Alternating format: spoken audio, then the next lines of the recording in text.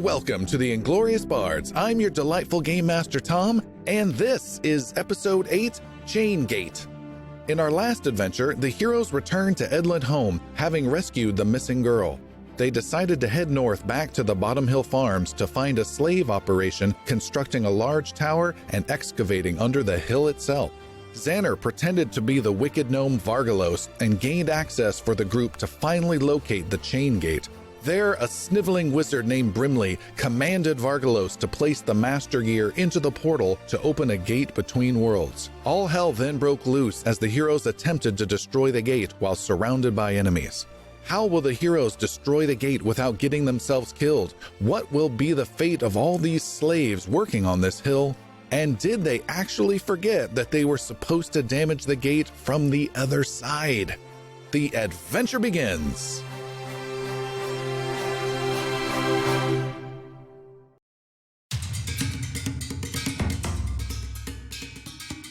Beneath the earth of what was once the Bottom Hill Farms, our heroes descend into an excavated cave. Cranes move overhead, carrying stones and huge boxes of earth out of the ground. The group is led by Brimley the Wizard, an agent for this wicked organization determined to open the gate buried beneath the ground. Following the heroes is Sog, a female orc, and her kobold guards.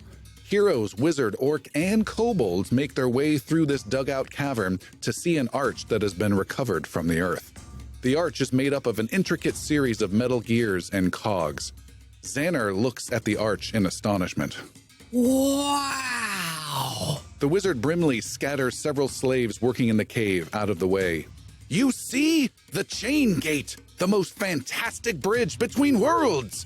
I have poured months of research into pinpointing its exact location and leading its recovery effort. Yeah, like no one could dig a hole in the ground. What do you want, a cookie? The wizard Brimley continues with a glare at Jix. We lack just one piece to make this gate operational. The Master Gear. Well, you're in luck, Bucky. We just happen to have one of them Master Gears with us. Will you please shut up? Maybe. Idrisil looks upon Jix and Iggy, who are pretending to be captives. The elf says to his prisoners, Back away to the side, slaves. Don't get in the way of true masters at work. This is magic beyond your comprehension. Keep your dirty hands and your smell over there. Don't push your luck. What was that, British slave? I wish you luck, Master. Lots of luck. The wizard Brimley motions toward the gate. All we need now is for you to insert the Master Gear into the Chain Gate, and then we can begin our tests to see if matter can move between worlds. Vargalos, if you please. Xander looks around at the cave formation and absent-mindedly smiles at one of the kobolds. The cave is quiet. Everyone looks at Xander, who's oblivious to it all. Vargalos! Hey, Vargalos! Xander! What? Oh, yes, that's me! Totally Vargalos here! Stupids! I heard everything you said! Now! When should we start up this gate? Now, you fool! Insert the Master Gear! Killian, disguised as a slave guard, leans over to Iggy. I predict this will all go horribly wrong. Do we know any other ways? Silence, slave! Xander takes off his backpack, looking a little embarrassed. Right, gotcha. Okay, one Master Gear coming up. Xander fumbles around before slipping a shiny metal gear from his pack. You know, it took quite a bit of skill to recover this artifact. Not just anyone can get... The gear slips from Xander's hands and hits a rock half buried in the earth. It clangs loudly throughout the cave. Oh, that's just a little dirt on it. No big deal. And I'm pretty sure that dent was there to begin with. It'll buff right out. Insert the Master Gear!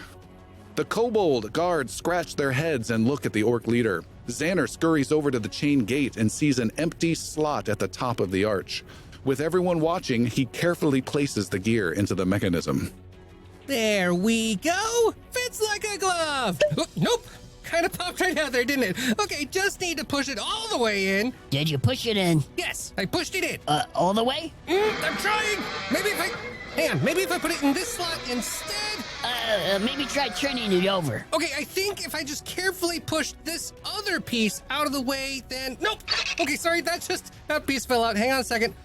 Maybe push in both pieces at once. Okay, give me just a moment, please. This is a very delicate instrument. Have you tried pushing it in? Ah! Killian leans over to Iggy again. We're doomed.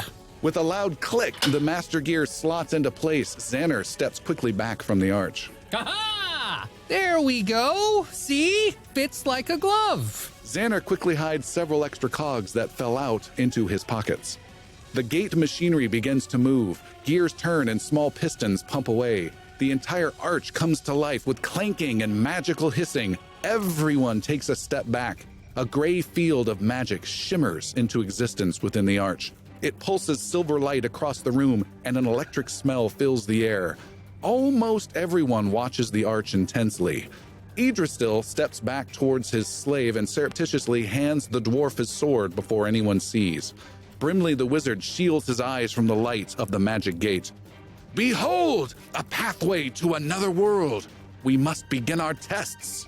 Ha ha! Not quite, Brimley!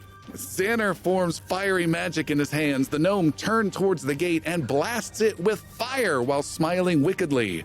The chain gate lights up in flame. Sparks shoot out of it. Brimley looks on in horror, all of his work covered in flame. You idiot! What have you done? Iggy turns to Killian. That idiot. What has he done? We're supposed to destroy the gate from the other side. Old friend, the plan may still work as long as no more fire is placed upon the gate. Bombs away, bitches! Jix excitedly joins in the chaos and tosses a firebomb at the gate. It splatters more flames across the mechanism. The silver field flickers and more sparks fly out from the chain gate. Yep, we're doomed. We have a bit of a timely combat situation here. Let's roll some initiative and see who gets to go first and what are you going to possibly do. Love. And up first is Sog, the leader of the opposing side, the orc lady. She is just also freaking out like crazy. She spends her first action drawing a cool, awesome axe with a skull made up around the blade of it. Ooh. And then she spends another action yelling at her kobolds, slay them, slay them! And then she moves towards the closest hero, which happens to be Idrisil. And she is done. Next up is Killian. I don't know if I mentioned this, but we're doomed. Killian, you're surrounded by a couple kobolds. You do have Iggy and Idrisil next to you. Is that the gate to the north? Yes. And that Xander standing right there in front of it? Xander and Iggy, yes. Xander and Jix. Xander and Jix, yeah. Okay. Killian is going to run to Xander. All right. Grab, pick up, or otherwise throw, push, shove through the gate with him. You're going to take Xander through the gate with you. Yep. Okay. Oh my gosh. I hope it's not death on the other side. It's the plane of blenders. Wouldn't be the first time Chris made a rash move to run into a sphere that he didn't know what No. But this time he's taking you with him. Tom clearly can't kill us both. You wouldn't do this twice in a row. All right, you're grabbing Xander, is that right? Yep. All right, you grab Xander. And as I do that, other side, fool, other side. You push him through. You don't need to make a roll. You got control of the situation or control of the Xander. Desperately wants to roll anyway. Yeah. How hard did I shove him? As you go through, there's sparks flying off the machine. The master gear is turning even faster, and the two of you go through this sheeny Stargate-like effect, and you are absorbed into it and disappear. Can I also draw my spear, or is that too much? It's too much for what you're doing. All of that can happen unless, Xander, you want to try to resist this. Ooh. Would Xander resist this? Blasting fire at the gear? Bomb overhead? Killian, you're hitting me from behind, so I'm looking at the gear, and I'm not seeing... And as I'm doing it, I'm saying other side. Other side. Yeah. Yeah, no, I'm gonna go with the him. flow. Yeah, Okay. I'm not gonna resist it. You guys disappear and are sucked away from this reality. That's a turn. Jeez. You don't normally do that as your first action. Leave reality. Is that 2 or 3 actually? All right, you guys are gone. Next up are these kobolds that are going to try to attack. The first one takes a small step towards Iggy and lashes out with, actually draws its, no, they have their spears out already. Goes ahead and tries to poke you with a spear for an action. And that is a 21 to hit. That hits. That's a great roll and massive 2 points of piercing damage. Lightly gives you a bit of an irritant. He gets mad and strikes again with a total of 0. Is that a hit? Yeah, Check your armor class. Is a 0? Am I close? Is there such a thing as a critical so- fail? You're real close. on that? They're not a multiple attack penalties unless it's a natural one. Good try. That's a good catch. All right, there is another kobold, and that one is running over towards the goblin. It's eye to eye with you. And again, these kobolds are small creatures, maybe about 3.5 feet tall. They're almost like small, adorable dragons that are bipedal. They carry spears and that kind of stuff. They have a little dragon snout. They don't breathe fire or You say anything. adorable. They're a little adorable. They're like Mushu. You got really If big eyes. chicks can be little adorable, stuffed these noses. things can be adorable. They keep saying mama. I don't know who gave him that. That's not in the bio. This guy comes running up to you and goes, "Taka!" What's up, cutie? and stabs you with a 16 to hit. Nope. And then smacks you with the backside of the spear. Oh, it was a natural 20, but then rolled one over for an 11 to hit. Oh, he had you dead to rights, and like you just catch the spear with both hands in your hand. Nice. There is another kobold off in the distance. He is running around and being a little sneaky snake over to here. What the hell's that up in the northwest? There's a couple slaves that are caught up in the action. Okay. That's what those people are. Okay, thank God. Thank you. More bad guys. There is another kobold. He tries to get to you, Jix, but he's right next to this crazy magic gate that's pulsing with power and flashing with strange effects. And he moves a little bit more, but he doesn't get too close. He's kind of confused by what's going on. Another kobold runs up to you, Jix, and he's going to stab you twice. A double date tonight? He strikes at you with an 18 to your chest. No. That's a miss. Yeah. Nice. And he's actually going to move again. He's going to move behind you to set up some flanking with his friend for the next round. Some sort of Oh, he's not moving away. He's just moving. No, an so opportunity you need attack to is have- only for certain classes. Okay, yeah. Yeah, not in this rule system. There is one last kobold, and if you're counting, it's a lot of kobolds. He is running, and he's going to do a move to also get behind you, Iggy. Oh, some flanking action. Yeah, so you're flat-footed when he gets a bonus to hit, and he gets a total of 8, even with the bonus. You're just eyeing him. These guys No. are just annoying. Done. They are all done. Next up are slaves. They are staying put in confusion. Idrisil, you're up. You have this giant orc lady right behind you. She has this huge axe in her hand. She's got it raised over. You're kind of looking behind you like, oh I assume my short sword is out. no. Yeah, I can be. Okay, I'm gonna hunt prey on her real quick, and I'm just gonna strike at her. All right. Even if it wasn't out, you've got Quick draw. all right. So Yeah. Now it's out. Yeah, it was irrelevant. It was just a point. Good For question. the chat log. All right, that'll be a 22. That is probably good. That's pretty high. Yeah, that's a hit. Okay, and this was my short sword, so it's a D6 plus 1. That'll be 6 total damage. That's pretty good for the short sword. What's that attack look like? Can you describe it quickly? Yeah, so Idrisil, we just heard him give Iggy his sword back. When all of this happens, when the light shines, Idrisil then draws his sword, and he hears all the commotion run around him, so he twists around and turns and slashes at whoever it is, and then finally notices, oh, it's the orc. It's the big boss of the whole thing. So All right, you got some more a actions. smile on his face. Yeah, so second action, going to continue the assault. with a only 12. Actually, that is a 15 to hit. 15's a miss. Miss. She steps back from that swipe. Steps back 1. Okay, I'm going to. Bravely run away. No, I'm gonna parry. I'm gonna parry. I'm gonna use my last move to parry her and get around her. I'm gonna like parry kind of to the middle of the battleground. Okay, so you're gonna move. Yeah, to have distance between everybody else. Okay, great. So nobody else can flank me. Next up is Brinley the Wizard. Yes. One question. When does the arch take its persistent burning damage? It's happening at the end of the round. Persistently? For environmental stuff. Just curious. That's a good question.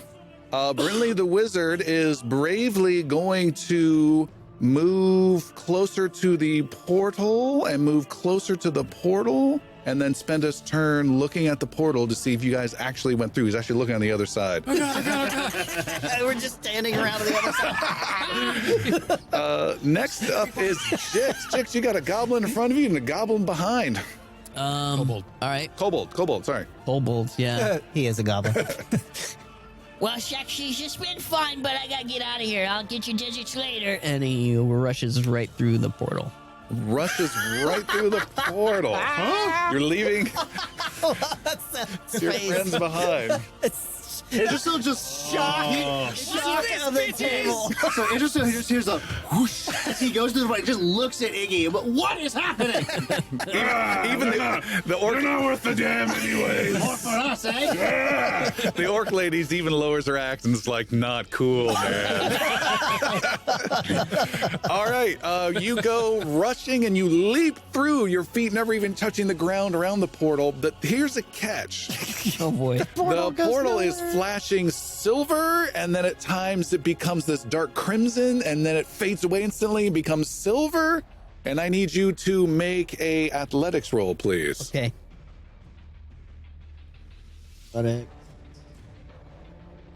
Make sure you're going into the good portal, Yeah, not yeah, the yeah. bad portal. Yeah, that's my hope.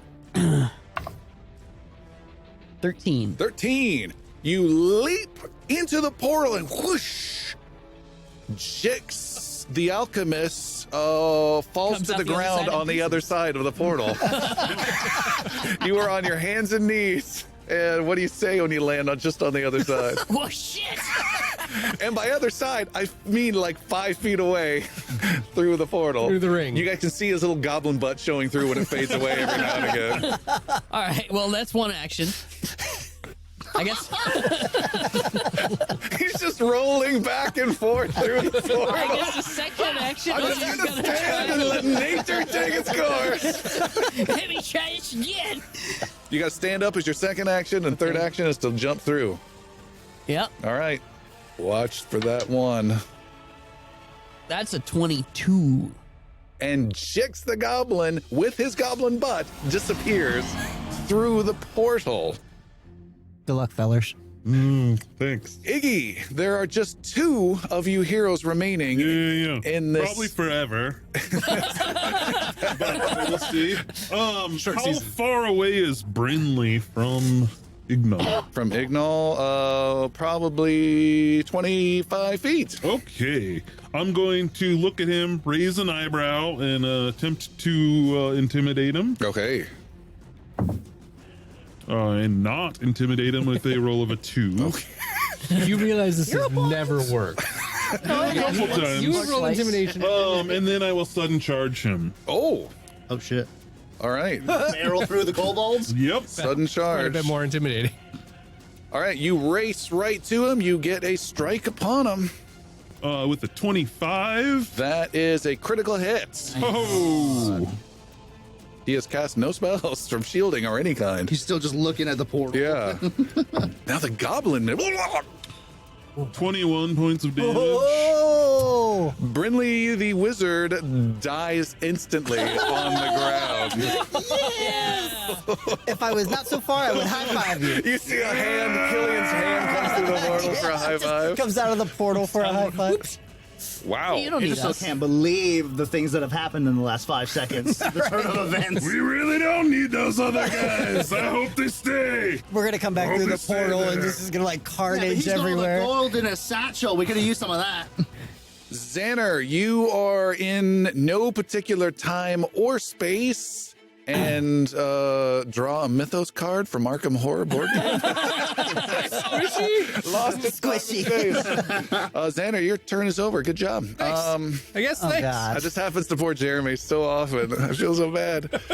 Back at the start of the round, the arch continues to light up and get on fire.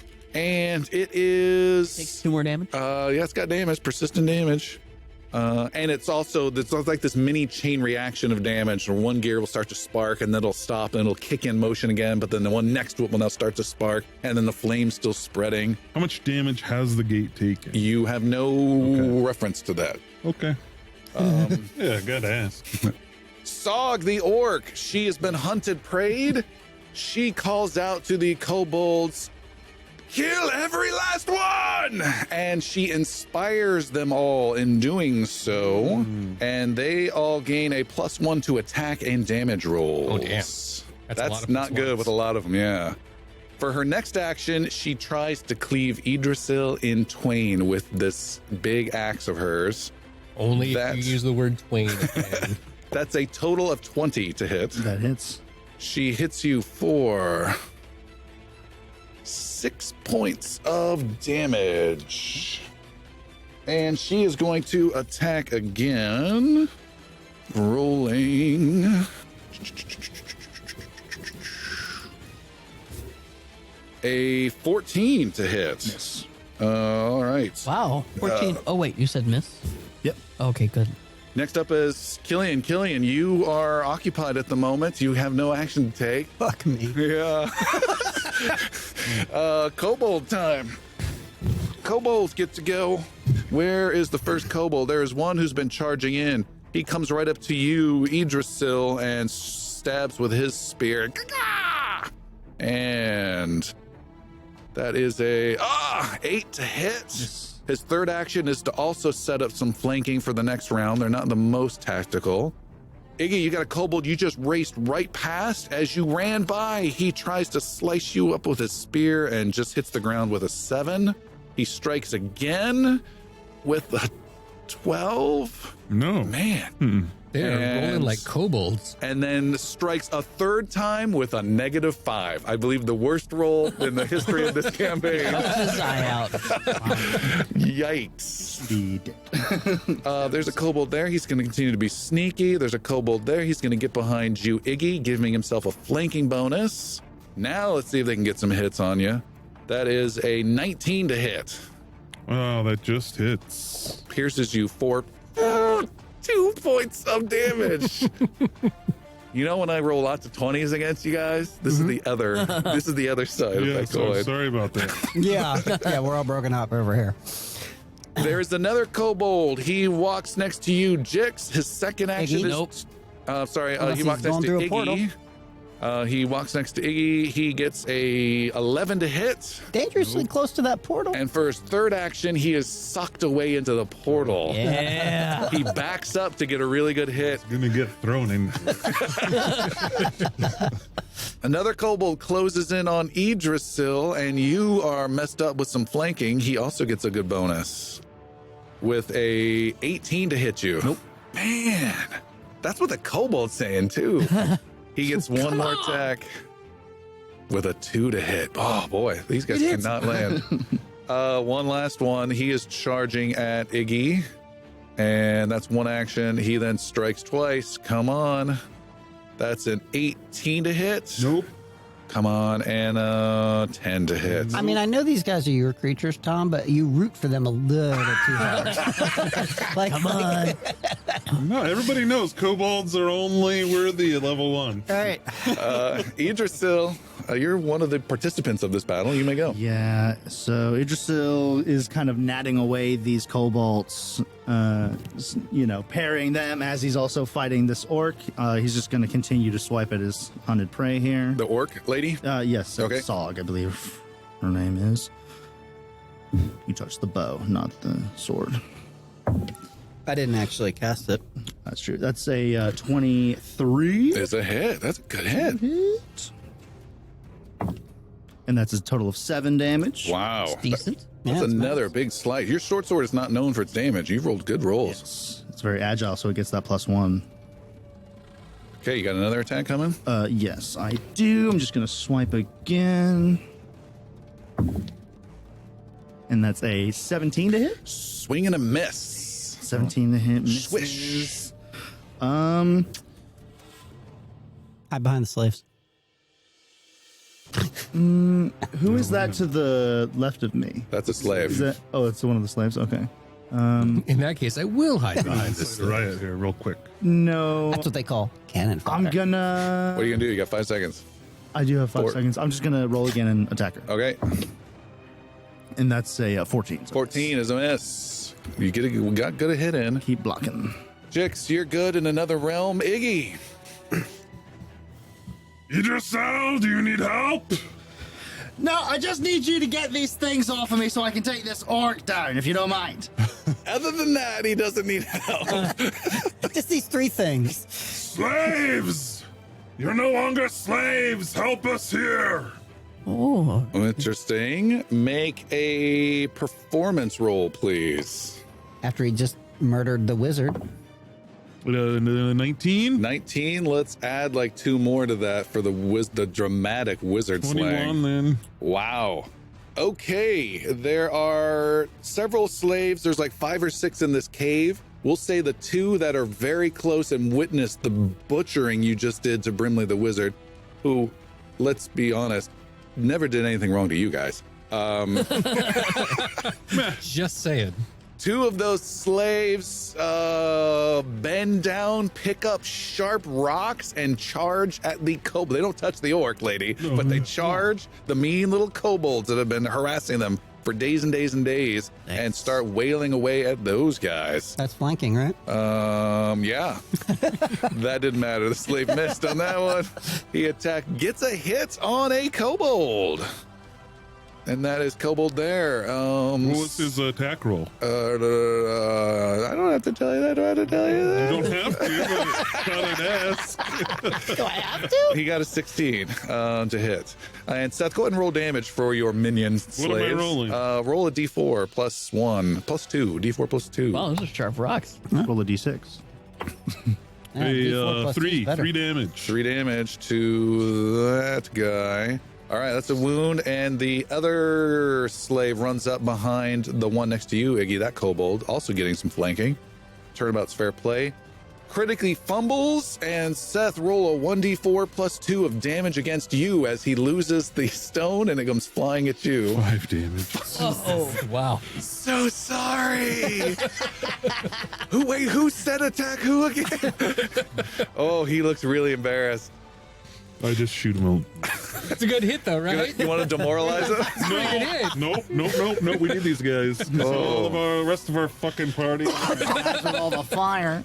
Xander. Oh, was that my whole turn? That was. I don't get Oh, a sorry. Yes, go ahead. At least one swing. Come on. So I got flanking on the guy, one guy, right? Where you do, yes. Okay. That's plus 2 to hit. Yeah, pretty much. Not awesome with the 5. But 5 Oh, no. It'd be 12 total. a 5 or 12, one of those two. That's a miss. Yeah. Okay. You have 1 action left, I believe. Okay. Okay. I'll swing again. At that kobold? Yep. Okay. Good luck. Worse. All right. You're almost killing that same Extra slave. miss. Yeah, I extra miss. Xander, you are tumbling through a strange reality of white light. You're going through the end of 2001 by Stanley Kubrick. My right. God. It's full of stars. Wow. Wow. Some strange baby appears at the end. You're not sure what that symbolism means. Yeah.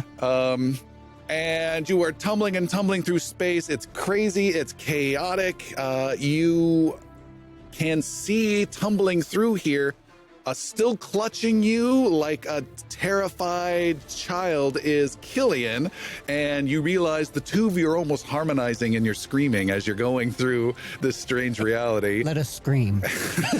And you guys are just totally, it's horrific. It's scary. You have no idea what's going on. The only other sound you hear, though, is some just reassuring laughter catching up to you. You hear that sound. But that, I'm afraid, is your turn. Sog gets to go. We have damage on the gates. Saw gets to go. She is finally going to try and smash Idrisil with a 22 to hit. Hits. She hits you for 10 points of slashing damage. Stinks. This giant axe smashes. I stand corrected. It is not 10. It is 12 points of slashing damage. It's leaving And him as she 10. hits you right in the shoulder and takes a big bite into your shoulder, and just before she pulls the weapon out to strike again, you see the skull. That's where kind of the axe blade comes out of. The hilt and the blade, the shaft and the blade hit. There's a flat skull-like design on there. It looks like your face, Idrisil. She then pulls it back and with this bloody grin strikes a second time for 13 to hit. She then calls out, kill, kill to the kobolds to incite them again to more violence. Killian, Yes, sir. you feel earth beneath your feet Lovely. and this crazy flashing field and disappears, and there's a silver shimmer that passes by, and immediately you and Xander find yourselves kneeling on the ground of this steel floor, shiny steel floor, and you guys, it's in this chamber, it is absolutely deathly quiet except for the two of you screaming like crazy.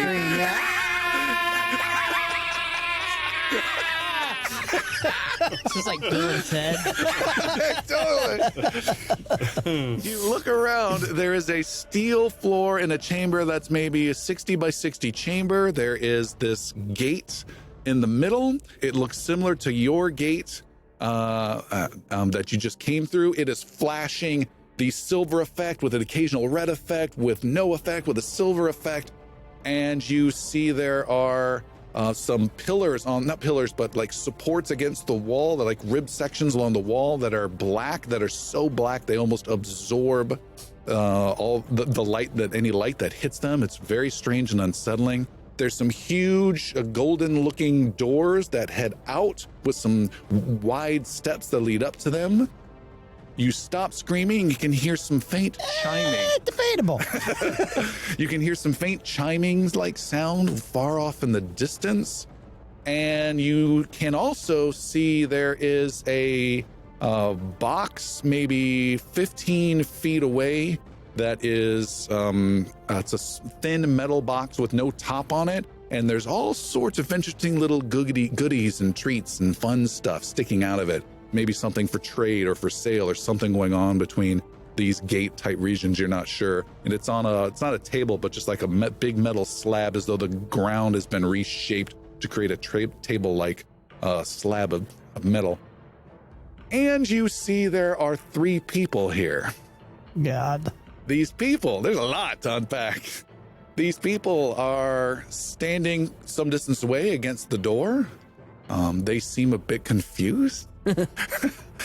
And they are wearing almost like a golden armor. They look kind of tall and long and regalish, and one of which you've seen before. Yeah. It is the figure who came down through the light shaft after you exited the 2 towers way back when. Yeah. And he sees you. He stands forward. He's got like this big golden like sword sheath, but he's just standing there looking more ceremonial than like threatening type of a thing. And he says, "Welcome. I am 3rd Calibrit Anire. We are pleased to have you here. We are not expecting you in this fashion. We are hoping that we can negotiate a method upon which, and then smashing into the 2 of you comes a goblin."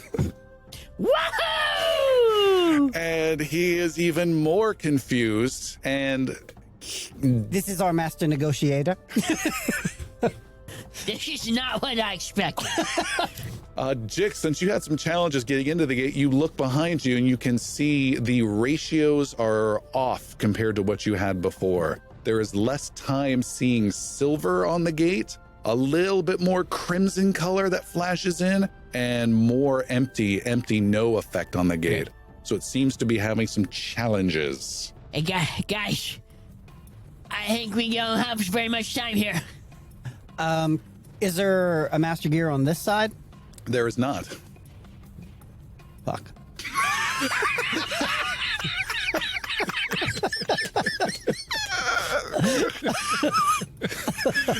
Was that? I'm thinking that was both in character and out of character. So very much Even though both. that's not very much Killian, he definitely said that. Yeah. Oh gosh, this is not good. Okay, so kind of quickly scanning the room. Gear works, something controlling the gate, near the gate, something that like matches the description that we were given by Kaylee Varro of Asimir. You see no controls of any kind. What you see is a arch with gears duplicated just like the one you came Gears through. in the arch. Yep, but Perfect. with no, there's this the slot at the top, no master gear in there on this side. Yeah. Yeah. No, yeah. How far away is Calibrate Inire? He's about 40 feet away, a Nair. Third Anaya? calibrate. Third Anire. Calibrate Inire. Sorry, official title. So trying to shield both Jix and Xander from what they're about to attempt to do, hopefully. Killian stands at his full 5'10", I suppose, and formally introduces himself as I am ambassador from Bottom Hill, and we are prepared to negotiate. And kind of like is like kicking Xander and Jix towards the gate as he's trying to like get his hand on a spear nonchalantly, Okay. subtly, stealthily. The third Calibrate Anaya, looking all regal, takes another step closer down his little stairs and says, "Good, let us begin." Back in the cave, a kobold strikes at you, Idrisil, with his spear, and that is an 11 to hit. Nope. Strikes again with a critical hit. I guess that hits. That is that's a natural 20. I guess that better my hits. armor class. That is a total of 7 points of piercing damage. Leaving Idrisil with 3. Ooh. If only he had a healer. If only. There is another one. Oh, and rolls a natural 1 attacking Iggy, and actually throws his spear, misses you, and hits the kobold behind you for 3 points of damage. And then he runs over there and gets slapped and has to spend his third action pulling the spear out, which is always great. What did I say? 3 points? Got it. Damn. Then we have another hiding kobold. He's still waiting. The kobold who just got pierced, he stabs at you, Iggy, for... Oops, I skipped him. There we go. Strikes at you with his spear. 18 to hit. Nope. 6 to hit. Nope. 11 to hit. No. God dang. These guys are having some trouble. Done. Oops, I skipped that guy. Idrisil's, speaking of trouble, Idrisil's in a lot of it. Yeah, I know. That guy's there. All right, and then we have another Idrisil kobold But if attacking you, Idrisil's sir. unconscious, he can't steal. He can't steal. Oh, that was almost kills. another natural 20. That's true. 5 to hit Idrisil, That's a miss. and a 20 to hit Idrisil. Yep. You have been hit for 4 points of piercing damage. I'm down. Kobold is just streaming today. I got one! It's me, I got him! He's doing a sand person move right there. And the last kobold stands behind you, Iggy, with his first action and strikes. And that's a 8 to hit and a 13 to hit. Boy, even with the help of the orc, they cannot get going. Slave time! Slave is Slave time. Slave time. Slave time is attacking and no, batting repeatedly with this rock and misses. Your slave, Iggy, is picking up a rock, says sorry, and tries again to bash this kobold, and hits, and misses, and hits once. And there's like 3 kobolds around you, Iggy. It's crazy. Yeah. That is kobold number here. Hits and slays that kobold. Nice. Yes. For you, whoever you are. Amigno. Yay! And Idrisil, you don't have a turn. You get moved to, what is that? 13. You got this, Iggy. 29. Yeah. You're good. Apparently, I can't get hit by these kobolds. Yeah, just take out the orc and you're pretty much good. Done. You don't. Your turn didn't happen then. Natural Got some 20s on me. Extra damage against the orc too. So Jix. Yeah, baby. You're on the ground behind Killian in this other strange steel dimensional room. Okay. Look at yours. Yeah, he knows what he needs to do. You also I'm see telling Xander that. you also see this dude. You haven't heard him, but you see this guy kind of just stepping down. There's 2 more people behind him. They don't look threatening, but they look like they're trying to pose to look strong. Okay. Killian appears to be trying to mimic their behavior in some way. All right. Xander is just screaming really quietly, whispering like screaming. You see that little table-like shape with some cool little trade goodies on there, and then I'm also trying to block his view from that, by the way. I was gonna say Jix is very interested in that on the table. and then you've got this arch right behind you that's flashing and flashing different colors. No, Jix does not go after the table. He instead My spear attack would have gone after you then. instead he kind of glances at it, takes just a quick glance at everyone, and turns back around towards the arch and quick draws another bomb Okay. and throws it. All right. You can automatically hit from this distance, and you smash this thing with flame. For 7 damage. Whoa! Plus 2 persisting. You light it up with flame. The 3rd Calibrate Annier again stops and is shocked. They've worked so hard to figure this out. Worked with you guys for months to make this happen, and the moment you come through, you're destroying it. Jix just looks behind him and says, "Oops." And then he quick draws and throws one more. This is all part of the negotiation process. For 8 points of damage. Wow. Make a deception roll of 22 or higher. Okay. Doesn't count. Roll it in there. Just bounced out of the tray. That's never a good. Ooh, that was so good. That's 15. Okay. He puts his hand on his sword, draws it, and says, "What is this?" It's all part of the show, chump.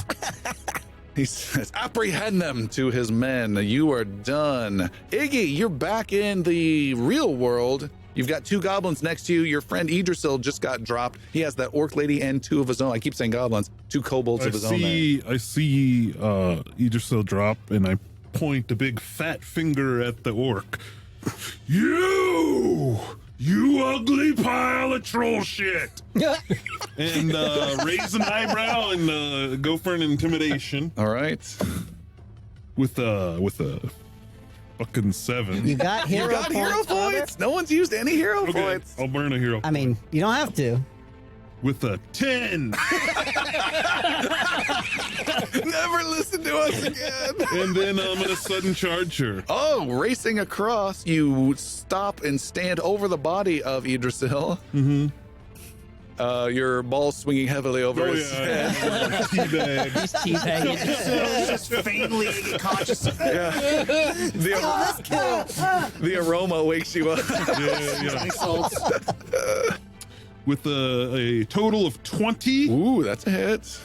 and then I get extra damage against orcs. You do? I do. Why with is my, that? vengeful hatred. Ooh. It's a circumstantial bonus. She tries to block the blow, but you're too vengeful. You're too vengeful. I hate so much. 6 points of damage. That was moderately vengeful. Just a little bit of vengeance. Light to moderate venging happening. Slaves! Kill these kobolds! How many actions does sudden charge? 2. I'm 2. done. Okay. You said they weren't slaves anymore. Come back to two dead party members. No. Trade one master for another.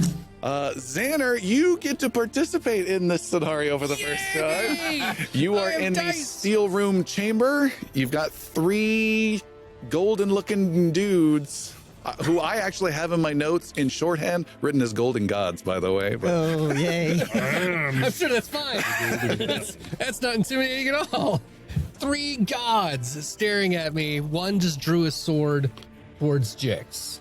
towards your group. Towards everyone. You guys are a tight little bundle next to the portal. They're about 40 feet away on some wide steps near the door, and they're now approaching. Y'all never make it over here, John.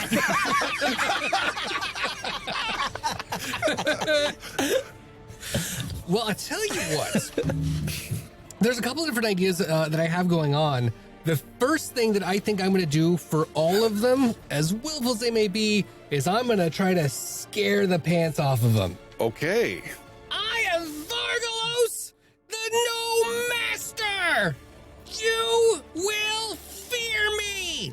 And I cast fear. They have a will save to try to not get scared. They got to do better than an 18. 18 or better. 28, critical success. They really not afraid. How many people does that affect? So it would have been, it's a creature, so that would have been set to an ire. An ire, yep, 28. Yeah, 3rd caliber an ire. Okay. What happens on a critical success when he rolls a critical success for fear? So a critical success for fear, the target is unaffected. Okay. So he Completely. clearly He just not silently is moving towards you with sword drawn slowly. The 3 of them moving in unison. So with my, obviously they're still moving, so I'm going to do an elemental toss instead, and I will fireball right after them. Okay. Just right from the ground. So that will be Arch is this way, Xander. Yeah. 25. 25 to hit. Correct. Is a miss. What? Say one more time. 25 was a miss? Is a miss. Okay, you did say God. Flashback. Golden Golden gods. Getting gods. flashbacks of season 1. Cool, cool, Yeah. cool. Just Cool. remember a kobold just took down your hunter ranger. Don't worry about the gate that we're here to fix. It's fine. It's Right. fine. Just No, that- worry yeah. about the gods. Yeah. Bleeding from multiple wounds, the orc back in reality strikes at you, Iggy, toe to toe. She is going to not command the kobolds at all. She's going to do triple swings at you. 18 to hit. Nope. Big swing and misses. That's the best you got? She gives you next one the best she got with a 9. Ah! Then she punches you with a 20. That Oh, wow. Max damage. 5 points of bludgeoning damage. Cracks you upside the head. 25 didn't left. even feel it. Ugly. Killian, you're up. Killian draws his. Are we melee range to the gate? To the gate? Yeah. Yes. Fantastic. Killian spins around and takes Xander's head in his hand, like top of his head, and spins him around towards the gate as well. All right. Draws his spear and smashes it into the empty space where the master gear would be, Okay. and swings it around. Just digging in there like some just does infected as much- toenails. Yeah, it does as much. I mean, like hits gears or whatever around it, does whatever That's he not can. what you were thinking. This is how Killian thinks sex is done. The celibate priest. Is this how you do it? Are there normally 3 gods watching you? Are you done yet? It's all aflame. Can't do it with people watching me. Oh, my spear. Than I thought it would be. Oh, my spear broke. All right. So you're just rummaging around in there, hoping something sticks. That's pretty much it. Yeah. Okay. It's a magical spear. That's true. This is gonna sound weird. If it hasn't already. Weirder than what we just been talking about. With your digging magic attack spear, make an Arcana roll, please. Okay. Oh, that's going to be 18. 18.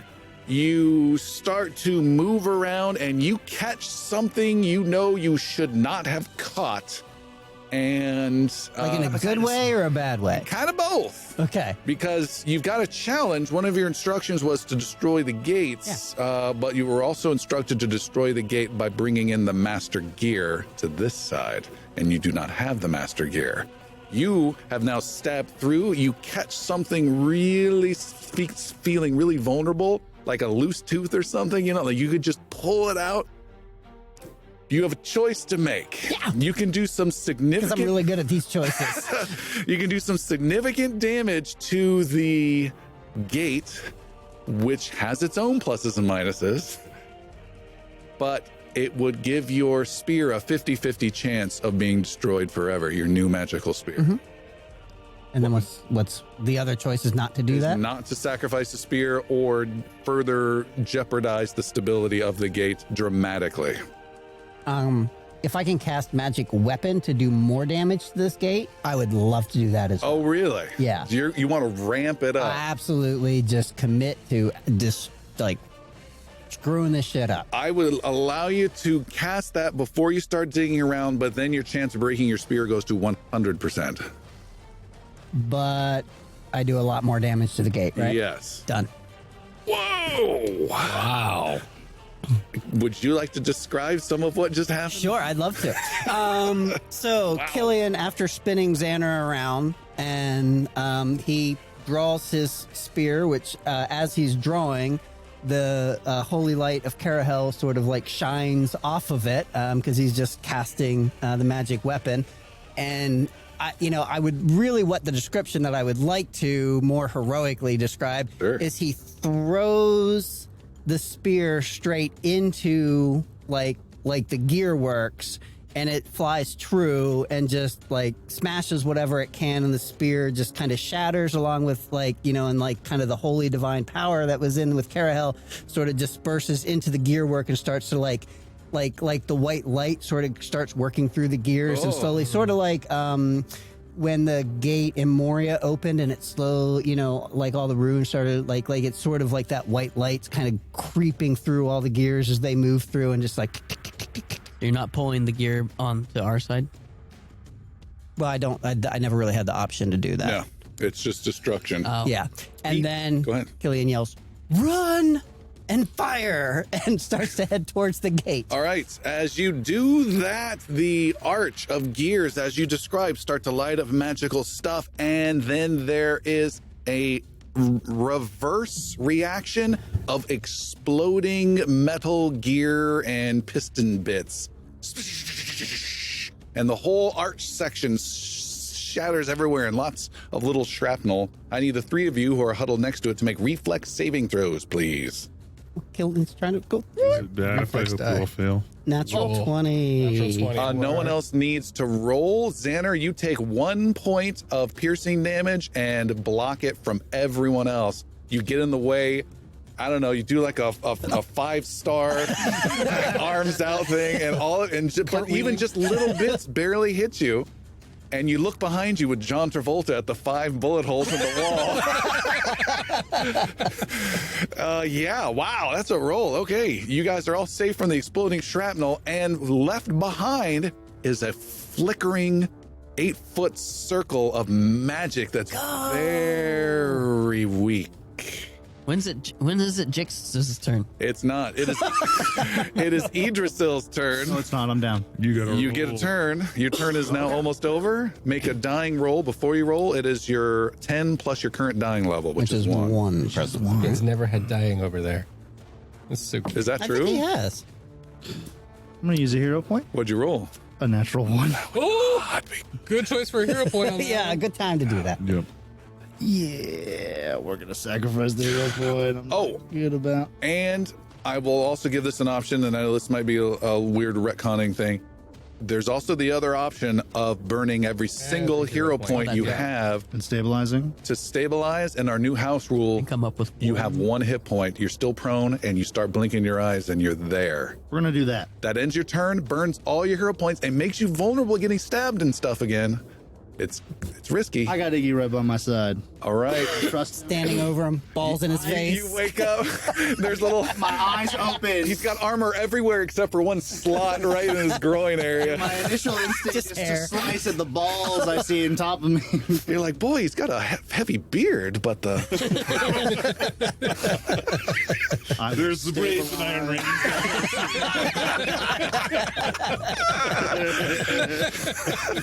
Really, dreadlocks? Wow. All right. You burn all your hero points. You are awake. Your turn is over, and you are prone, and you are awake. And for all intents and purposes, with the battle literally raging on right above you, they have no idea that Yeah, I'm you're. just gonna stay still. I'm gonna. So Iggy's right on top of me. I'm gonna. Give him a little wink between the balls. That's the code you prearranged. If I tickle your balls, it's time to go. A little bit of how's your father? Yeah, I give him the old sausage. the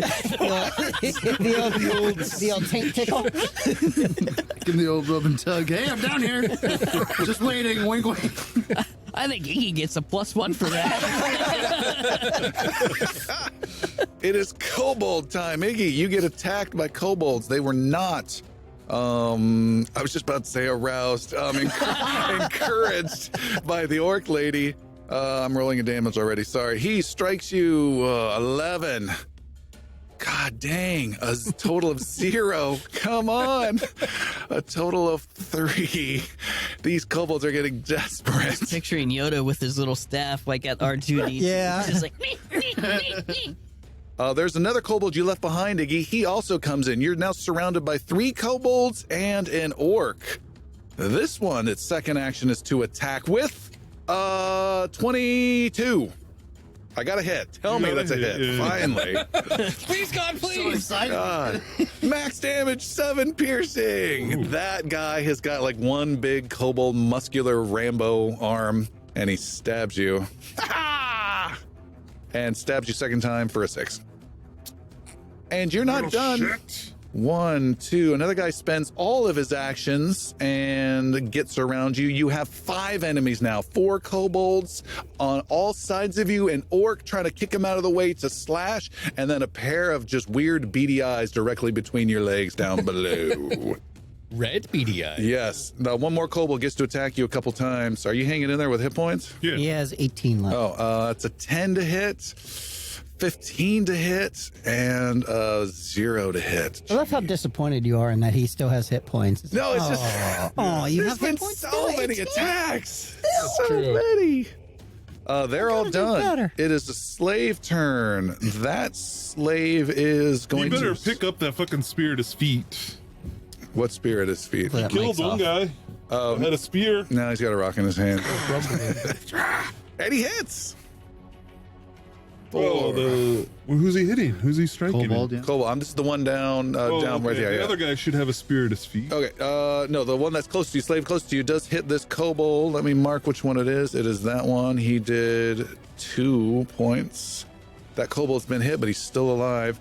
And the other slave does not pick up the spear and instead runs away. You little bitch! He runs away. Good luck, all the power to you.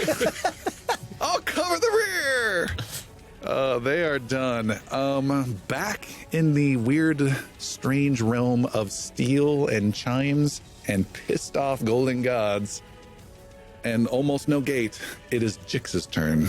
Jix, after seeing what just happened, rushes back through the gate. All right. Shia! You race through the gates and don't make a roll yet. You disappear through the gate. Okay. Yeah, We'll there's say- a roll we'll- coming we'll, at we'll some give point. you that guarantee. Jix disappears. I'm safe. Iggy, you've got 5 people. This is the most we've ever had. Wait, I'm up, right? Nope. Your you initiative are. gets rearranged when you get knocked down. Sorry. I'm going to pull the last elixir of life I have. That's an action. Drop it. Drop it. Well, like drop it onto my phone. Right onto my face. Okay. That's a second. That's a free action. And then swing at the orc lady. All right. Unfortunately, your second action would be to have to change grips to re-grip it with 2 hands. That's fine. Third action is to swing. With a 19. 19 connects. She's not a golden god. It would not have worked against the god. 5 damage. I would kill for 5 damage as a kobold. Yeah, you are trying to kill for 5 damage. 5 damage. You do another big slice into her. You notice when you do that, she steps back and she's really pissed off. And as she pulls her axe back, she's going to start slicing into you again. You see it as your face, Iggy, that is now on that skull section of her axe. It has changed to your visage. Is it? She's Hunter marking. It's cool the word I'm going to use to that one. It's cool. Xander, Yeah. you've got crazy 3 guys closing in, that little box of weird goodies. You've got this chime. You see a tempting door that is partly open with weird long corridor, and you think you see some sort of shimmering water light effect. You can't imagine what's beyond there. What could that be? You've got a friend priest right behind you, and you've got this gate disappearing. And what do you want to do? And Jix just left. He didn't even go to the basket. I'm gonna. I just cartwheeled through the air and stopped all the. Just keep cartwheeling through that gate, buddy. Fire it on the way through. Oh, it's so Please. so good looking. I've been making bad choices. Vargalos is out. Still laying the blame on him. And Xander will run through the gate. All right, and Following Jix. Xander disappears. Next up is Sog the Orc Lady with an axe with your face magically shifted to it. She swings it down upon you with only a 13 to hit. She gets a cool backswing bonus I've been forgetting to use when she misses with a big weapon like this. Or no, that's a different weapon. Never mind. She still misses with the second attack. She lets go and punches you with a 21. Fuck these punches. What the hell? Puncher. Yeah. And max damage, 6 points of bludgeoning damage. Well, We have one last hero in this strange realm, and that is you, Killian. Killian says, Carahall, bless you, bitches. And jumps through the gate. You just fall backwards. Fingers in the air. Yeah, exactly right. You fall backwards. Golden Trust God. falls. False All right. gods. None of you guys hit that gate on the way out, huh? I did. I don't have any fire. I mean, I don't have any fire. No, I'm not. Yeah. No, there was fire thrown on it. Yeah.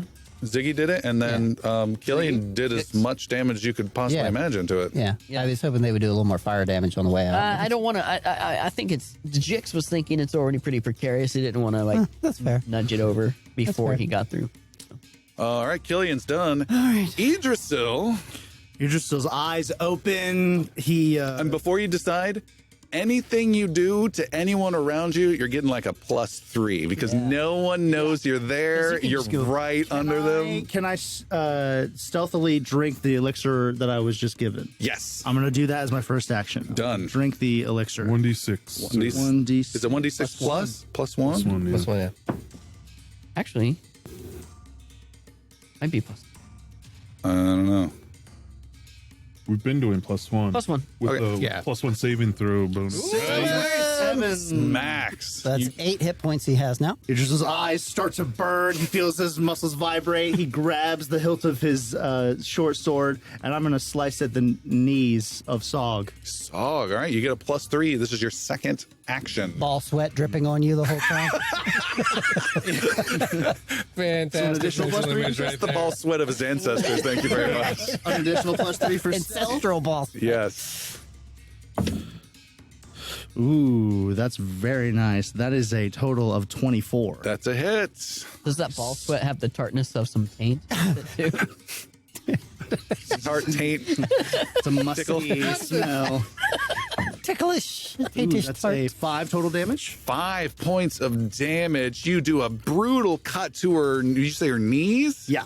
You drop her to one knee. She's going to have a lot of trouble moving. She'll be at half move for the remainder of her life.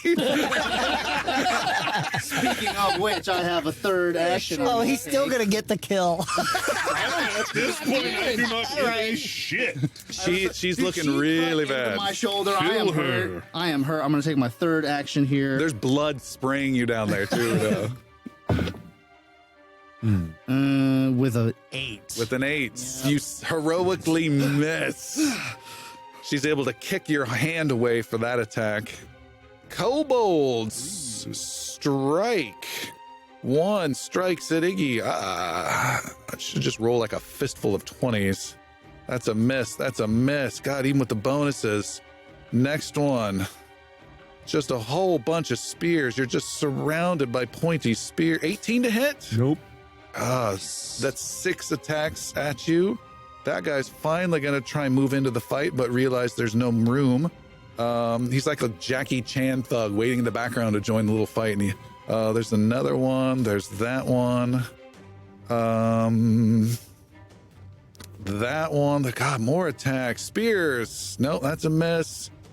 -5, 16 to hit.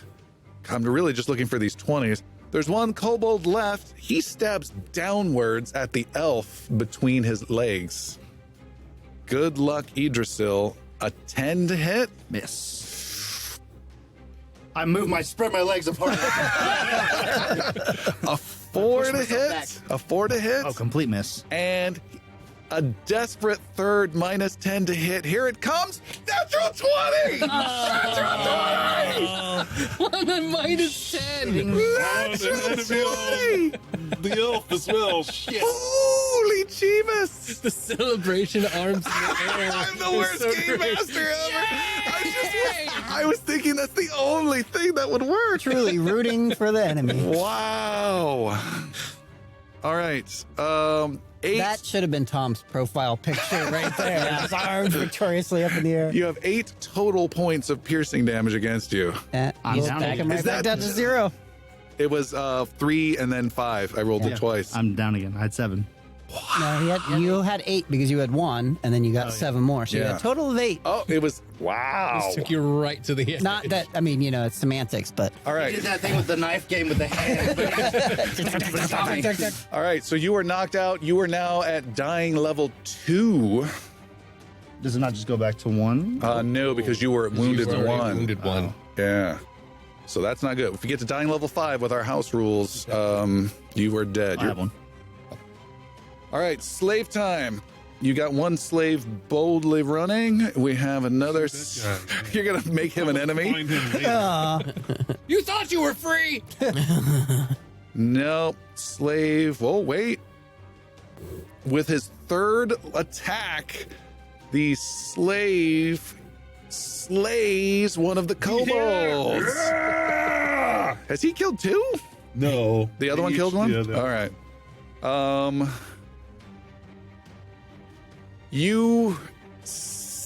I guess you don't see this, Iggy or Idrisil. You guys are just rolling around in chaos. It's like this, like our camera is watching you guys fight, kung fu, all this crazy action, and it slowly starts panning away, and you just see cavern walls. You hear the fight sound fading in the distance, more cavern walls, and it points to this faint glimmer of little magical energy all by itself around this very slow, unmoving, actually, arch where the gears and everything have stopped. And inside's a little spark of gray and a spark of red and a spark of gray. And I need Jix. I need you to make an athletics roll. This represents your timing of when you jumped in to the gate. Good luck.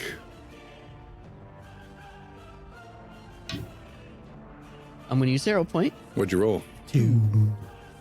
It was probably fine, but better safe than sorry. I'm sure nothing bad could have happened. That's better. Much better. 22. And a goblin comes rolling out. Hey, I'm back! About fucking time! Get these little bastards off of me! Can I? Not yet. Your turn is done. Iggy. That was an important roll. Yeah. Okay, I'm swinging again at this big old orc in front of me. All right. Did I use a hero? With a 10. 10. She's looking down at Idrisil, blocking his blows, sees you coming, and is able to parry briefly and block your strike. I'm gonna slice her again with that's much better, a 21. 21. You cut her. She has 4 hit points left. No, she's dead no matter what then. 7. 7. You can take her down. I drive my sword right through her, bring her like right up into her, bring her face right next to mine, and spit into it, and just throw her down.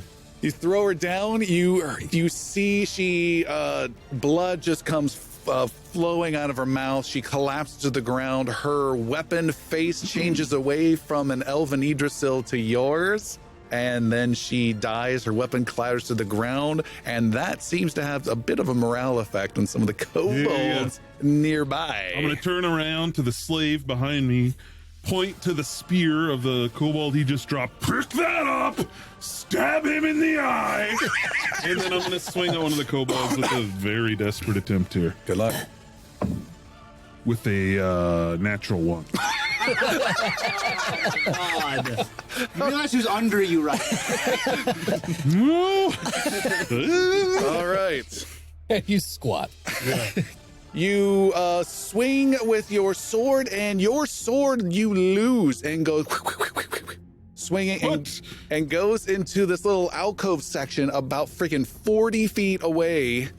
And you hear a little kobold little tittering as they find that quite endearing. Yeah.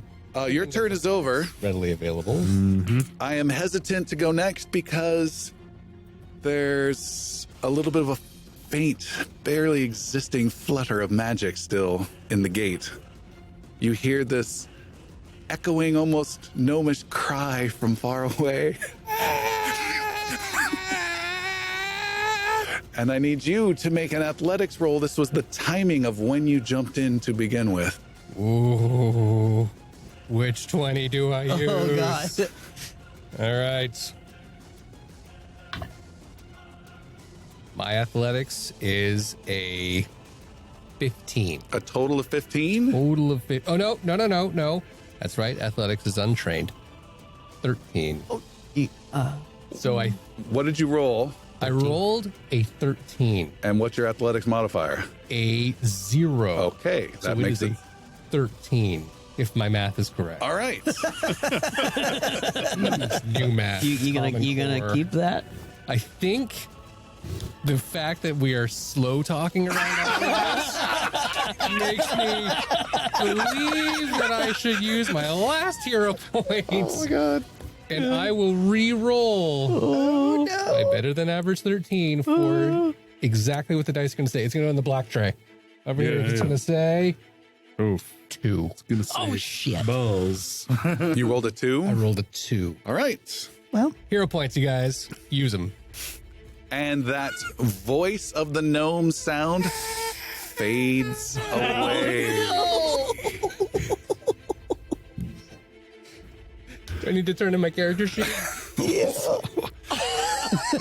Sog is gone. Oh man, that means next up, Killian Fennel. so Can I use my knowledge of magic and arcana to time my jump through versus my athletic? You cannot. It is athletics timing. If I ask really nicely? You Show a little leg. Okay, here we go. I'm going to use 9. I'm going to use a hero point. You have to take the next roll. No I matter understand. what. Oh, God, I understand that. 18. And Killian gets like halfway out, needs Jix to come over and pull the other's body out of the whole thing, and the portal disappears behind you, Killian, and you are safely on the other side. You're proud, you look around, everyone's doing a great job. There's still a last bit of battle going on, but you do notice you are one party member short. And the portal's gone now? It is gone. Yeah. Gone. Okay. We're back, guys. What's up? I say a little prayer for Xander. All right. Where's Xander? We liked you. You were good. Carahal bless you. Or dead now. Idrisil, you are up. You've got some kobolds above you. One was, or are you unconscious? I'm unconscious. You're unconscious. Yeah, you are not up. Make a dying roll. Good luck. It's a 12 or higher now. Yep.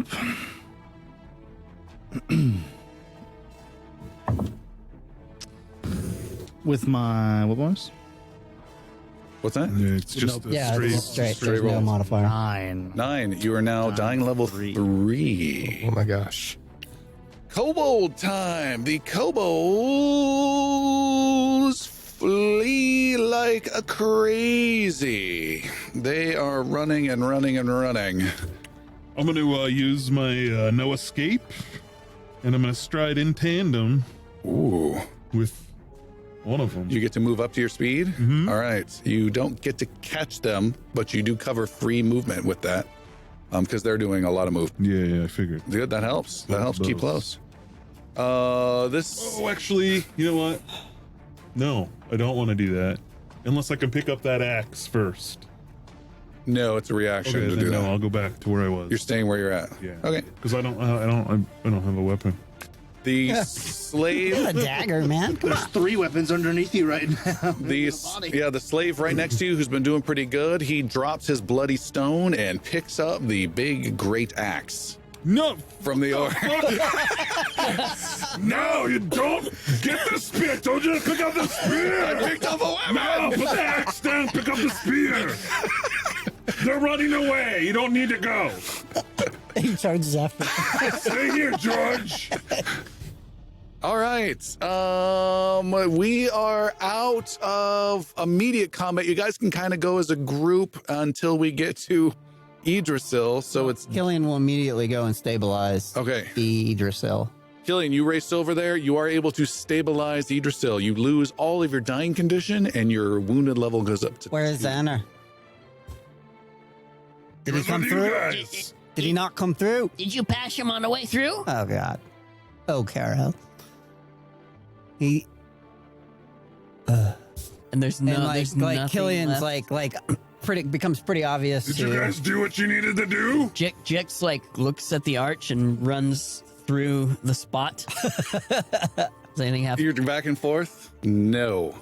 Meanwhile, back in a chamber of steel and black supports and chiming sound, there is a faint prepared to flicker negotiate. of magic. The portal is waning. The 3 golden armored people are standing around there. They are not going near that gate, that red gate. And they're waiting. It flickers and it flickers.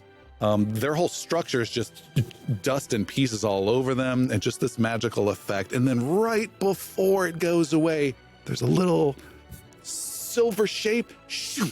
A figure comes flying through, hits the ground, rolls to their feet, and the gate completely disappears.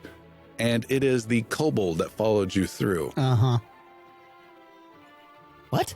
That was mean. Oh, the kobold. There was was one mean. kobold That's that right. followed you through. Yeah. They look confused at the kobold And then murder. and probably murder it.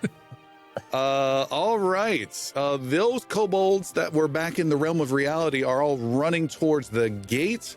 The There is the classic cheesy adventure concept of the cave is becoming unstable from some of the chaos and sparks and magical effects.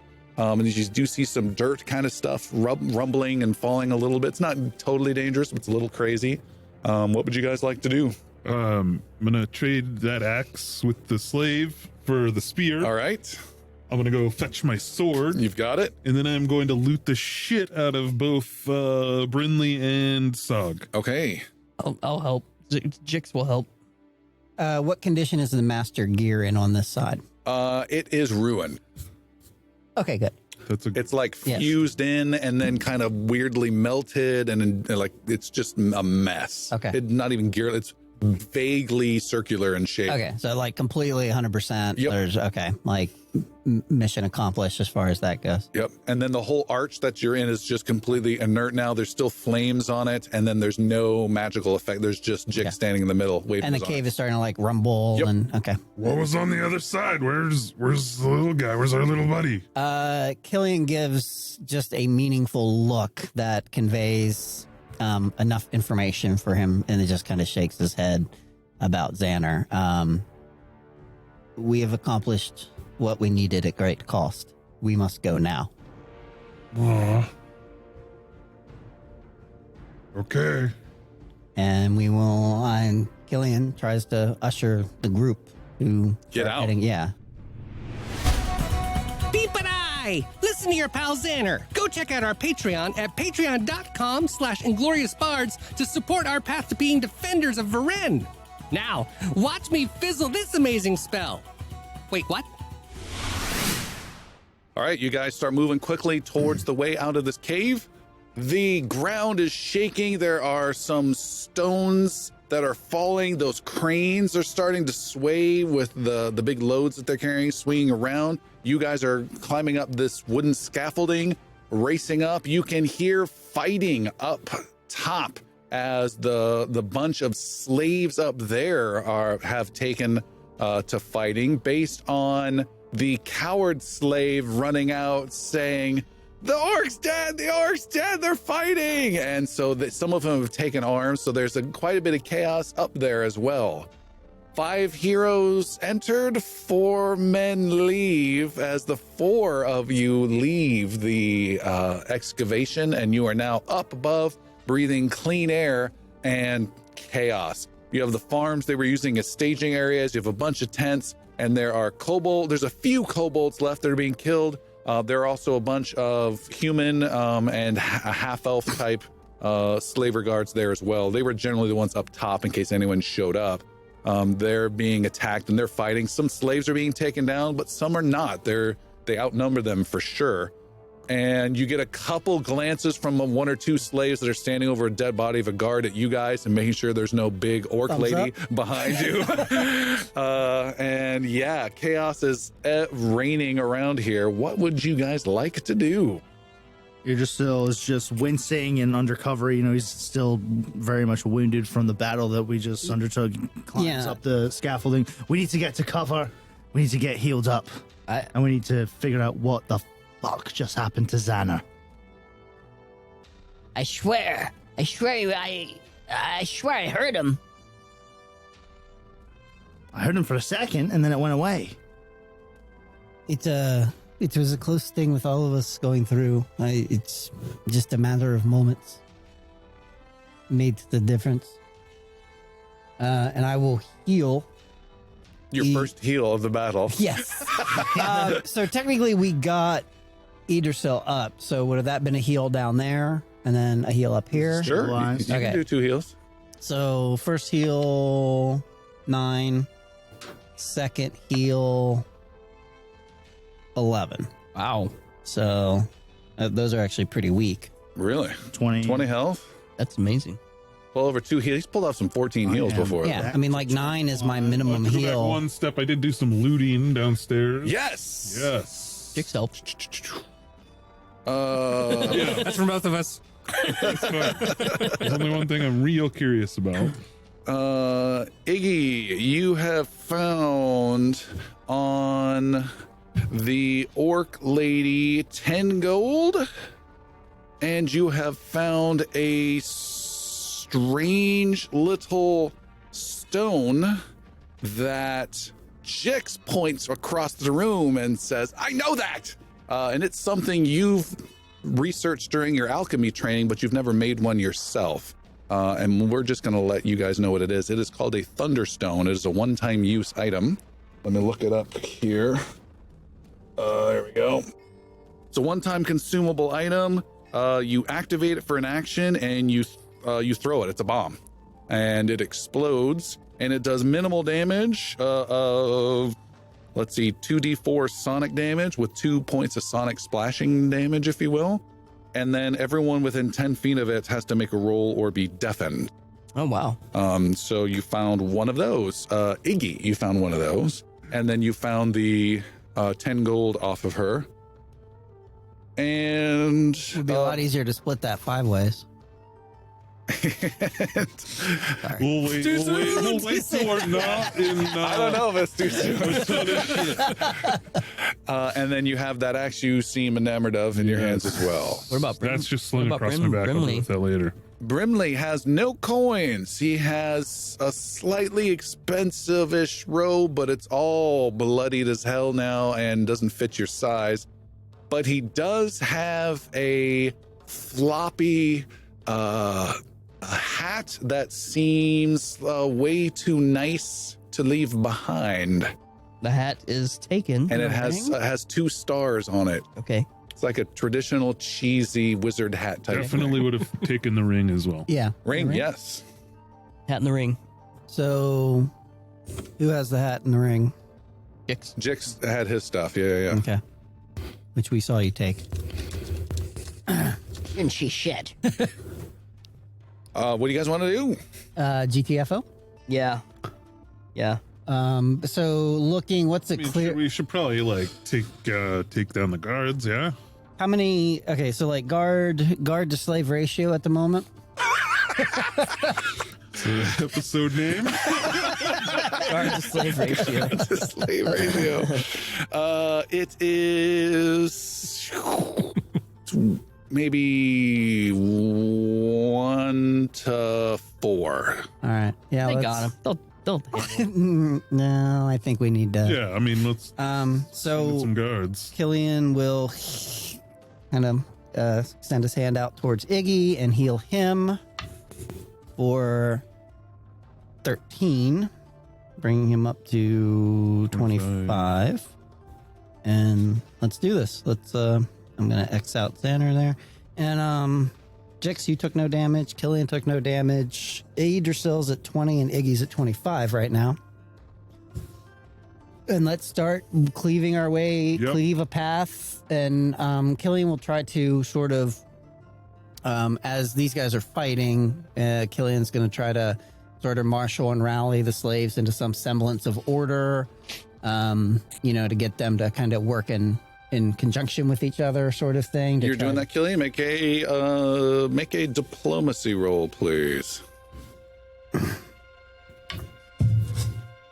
I'm going to use my other hero point for that, because that was a 2. Didn't like that very much. 19 total. 19. You start calling out to the people, rallying them to the cause to fight for their lives. For Carol! The challenge is there's a special feat in this game that lets you deal with group diplomacy type roles. So this has to be done manually, one slave at a time. Okay. I got a bunch of 20s over here. So you walk up to the first guy. Let me tell you about the word of Carahel. And you've got Iggy charging in. Idrisil, what are you doing, Jix? I guess Jix. Just start throwing bombs haphazardly. Jix looks for a cluster of the biggest cluster of slave masters that he can find. If there is any.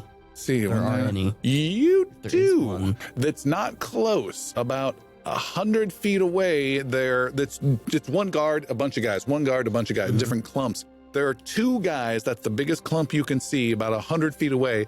Coming out of, I believe it was the Wheeler farm, running out of there with a bunch of papers, scrolls, and a small little metal lockbox. Jix 100 feet away. runs towards them. All right. Your move speed's 30. 30. Yep. All right. You can do a move that gets you within 40 feet, or you can move again. I'll have to move again. Okay. You start charging in on them.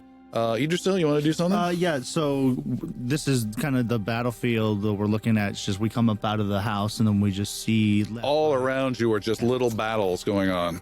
I'm gonna, after getting healed by Killian, I'm gonna grab his shoulder and thank him. I'm gonna turn to Iggy, see that he's already kind of started running away, not even paying attention to anybody. Iggy, okay. Yeah. I do that. And I use my first action to take out my bow, and I'm just gonna fire at the first guard that I see. Quick draw and shooting at a guard.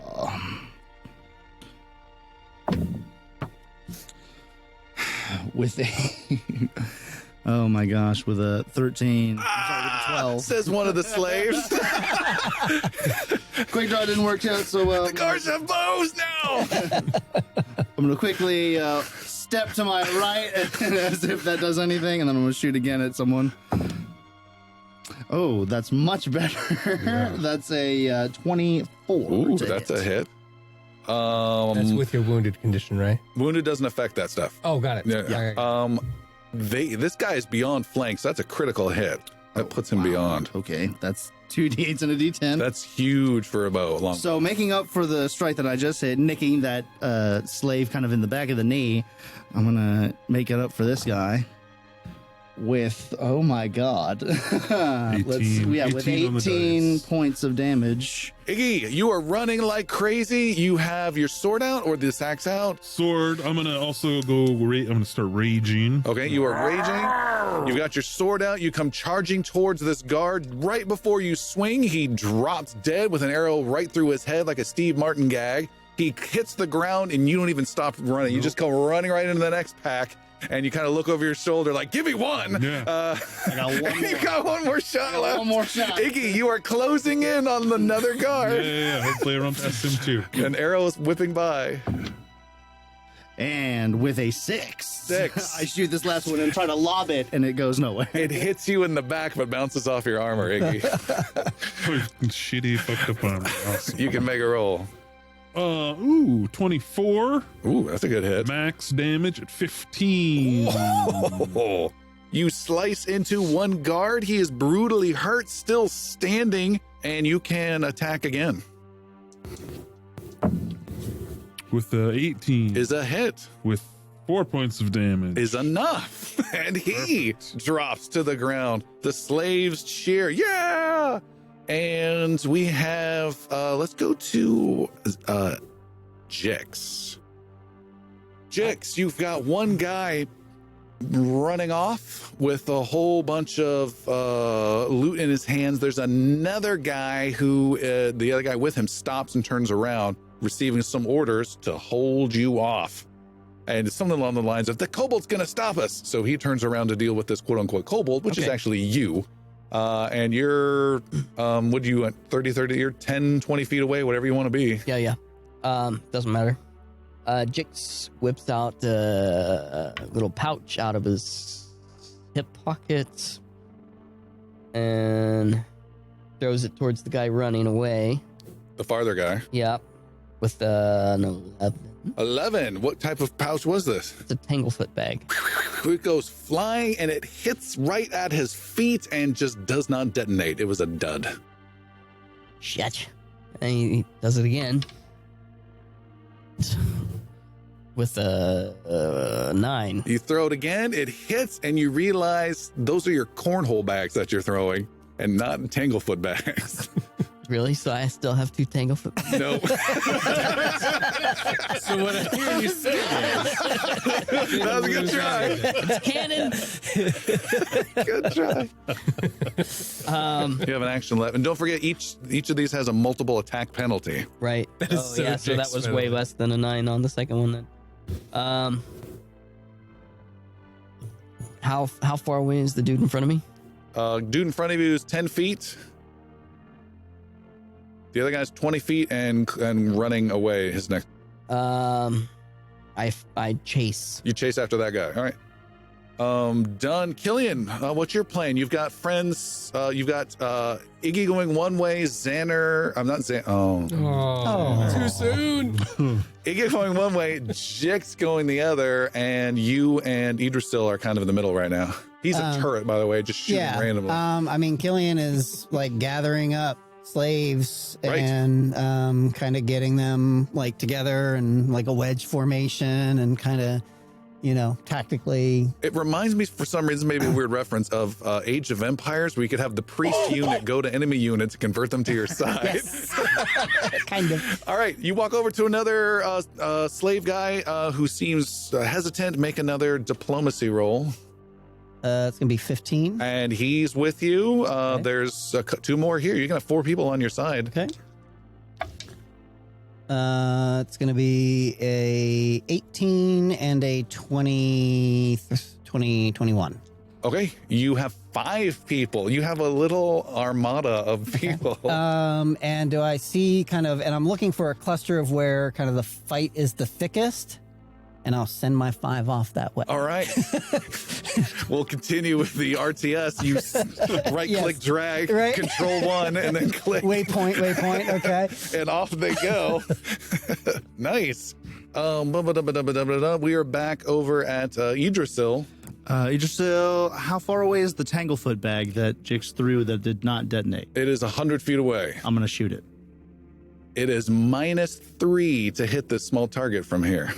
My range is 100 feet. It's -3 for the size of the target. But you still get your plus Yeah, minus. still get all your your pluses. stuff. Just- -3 off of your. All right. You have like +7 to hit, so normally, right? So it'd be It'll be +4. a +6 now. Okay. You have a +9 to Wow. hit? That's Oh, nice. the cool bow. Yeah. The Vakrin bow. That's a natural.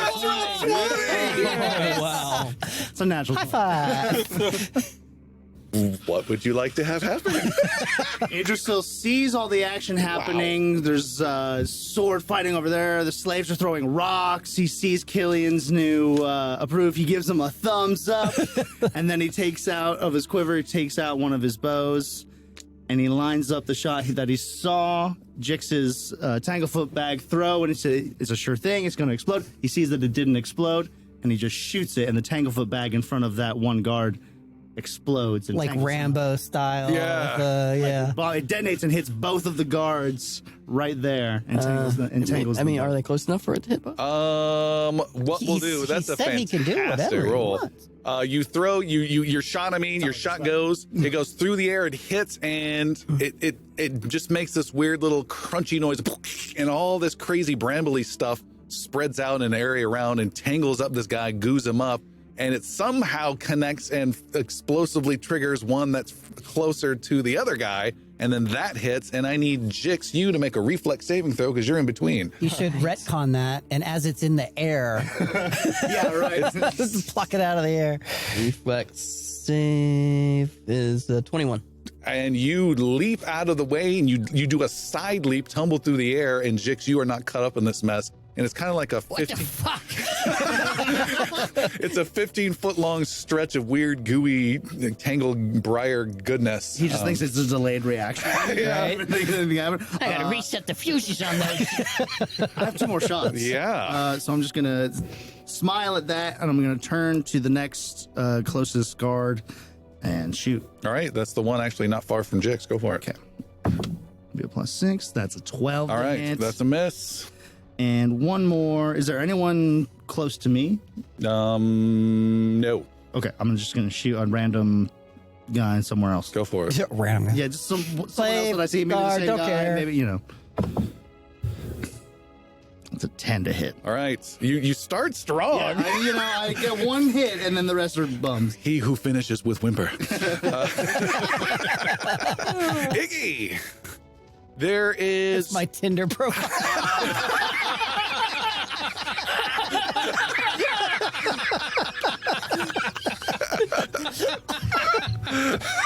That's funny because it's true.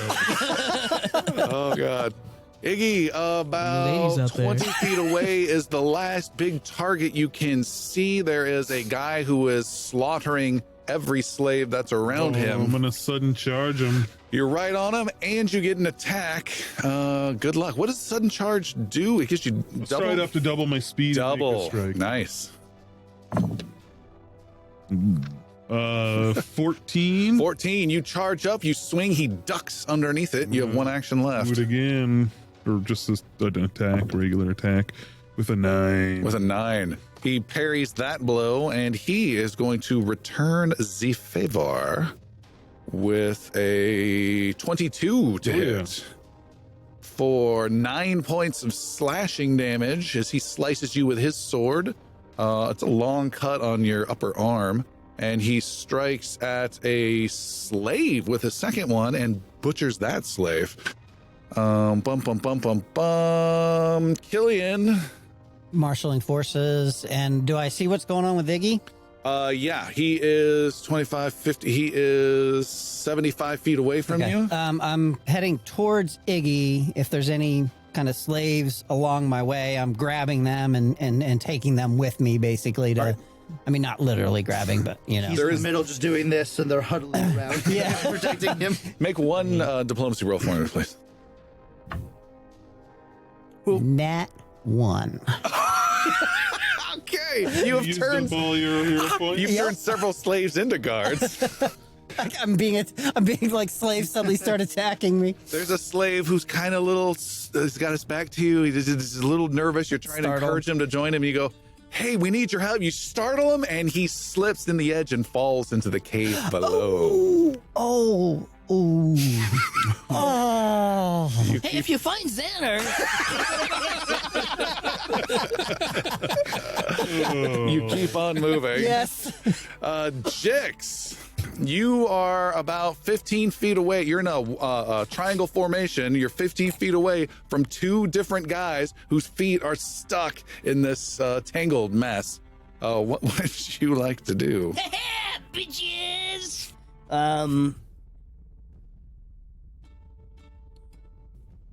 How about you just throw me the scrolls in the box and stuff, and I'll just keep going with it. No, you throw me the whip. I'll throw you the item. The guy who has his arms are full. He was the one that ran further. His arms are full of papers and stuff like that, and the lockbox. He tosses them past the gook on the ground and over towards your feet. I collect all of it. Yep. I collect it all up All right. and run. They kind of look at each other. And arrows come streaming in. They're like, "Oh, we're gonna make it." Wow. Well, that does bring us to Idrisil. Oh, great. How many guards are left, would you say? There are only two that you have any shot at without slaughtering innocent civilians. They are the ones that Jix has just walked away from, and he's just casually walking away. So Or running away. I'm running. He's not in any kind of No. trouble or anything? I'm Okay, cool. fine. Well, he's in I got trouble, hit- I but- got hit points. Okay. I'm just gonna shoot at one of the ones who's tangled up. Okay. They can actually, do DC. To get out, yeah. Yeah. It's not their turn yet. they're still about 100 feet away. Yes. Okay. I'm gonna hunt. You know what? I don't need to hunt prey on these guys. I don't want to do that. I don't need that. I don't need to. I'm just gonna do this. I'm gonna shoot one with a natural 1. Since I don't have any hero points. Jix, make a reflex saving throw, please. 13. 13. Roll your damage on Jix, please. Sorry, buddy. 7 points of damage. The guards have bows. It's just hitting everyone indiscriminately. Stun them all and sort them out later. Let's go for one more. What the hell is happening Let around here? Carahel sort him Yeah. out. One more shot at Jex. I'm in the guard. Roll it. Roll it. Oh, that's a 15 to hit. I wanted a 1. So. I know you did, Tom. I know you wanted a 1. It's a 15 to hit. 3 party members leave the hill. I look up in the sky and I see Xander floating above me. What was the hit? 15 to hit. That is. They're tangled. Do they? Yeah, he hasn't rolled. Yeah, I'll say yeah. That's close. Yeah, let's go ahead and do it. Oh, good.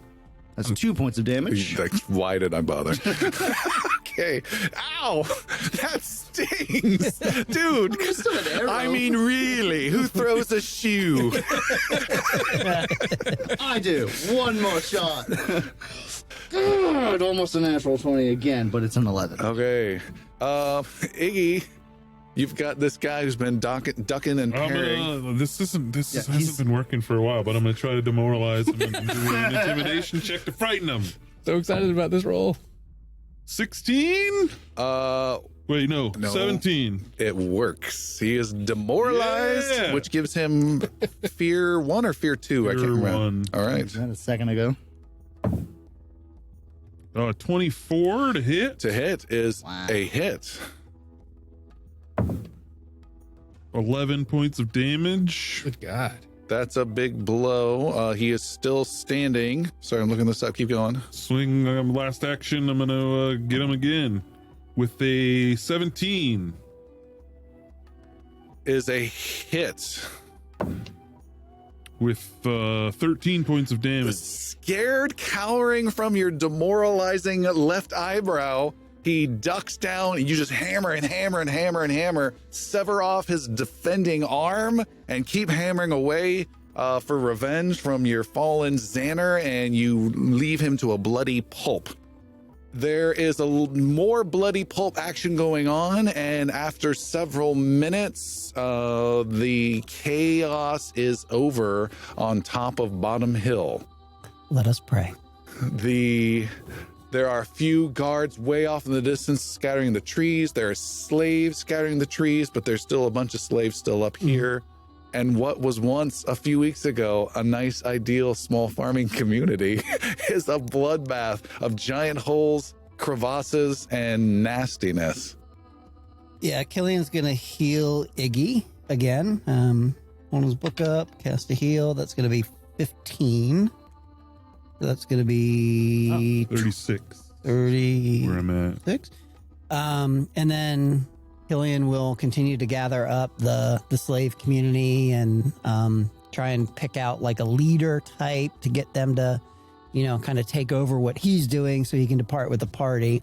Give him some, instructions to get, as many people together and then head back to Edlin home, blah, blah, blah. All right, it's a lady who has all along. some rough tumble attitude about her and has a little bit of leadership skills you immediately pick up on, and she Perfect. starts making sure people are healthy and starts gathering people, and yeah. Yeah, and I'll heal anybody that's like mortally... Cram into a 30-foot yes, radius exactly, as yes. tightly as you Yeah. can. Yeah, basically. Dogpile if necessary. Yeah, exactly. Get everybody near, as I can, and then Break the bank. yeah, and then heal, including my people. And Jix is not Where were you running to then? Edwin home. You're running? Check the lockbox and whatever papers, and you're I just gotta leaving keep the it party. safe. I just ran. Jix is also one of those guard slaves just disappearing. You're not sure if he knows that you guys won the battle or not. And he disappears into the woods. I never did like him anyways. So everybody else, I will heal, I guess, for 7 points of damage. All right. So that's 27, Collective sigh of 30 slaves. 40 Is up that to your Iggy. instant heal or a 10-minute heal? No, that's an instant heal, but it's everybody. Gotcha. Yeah.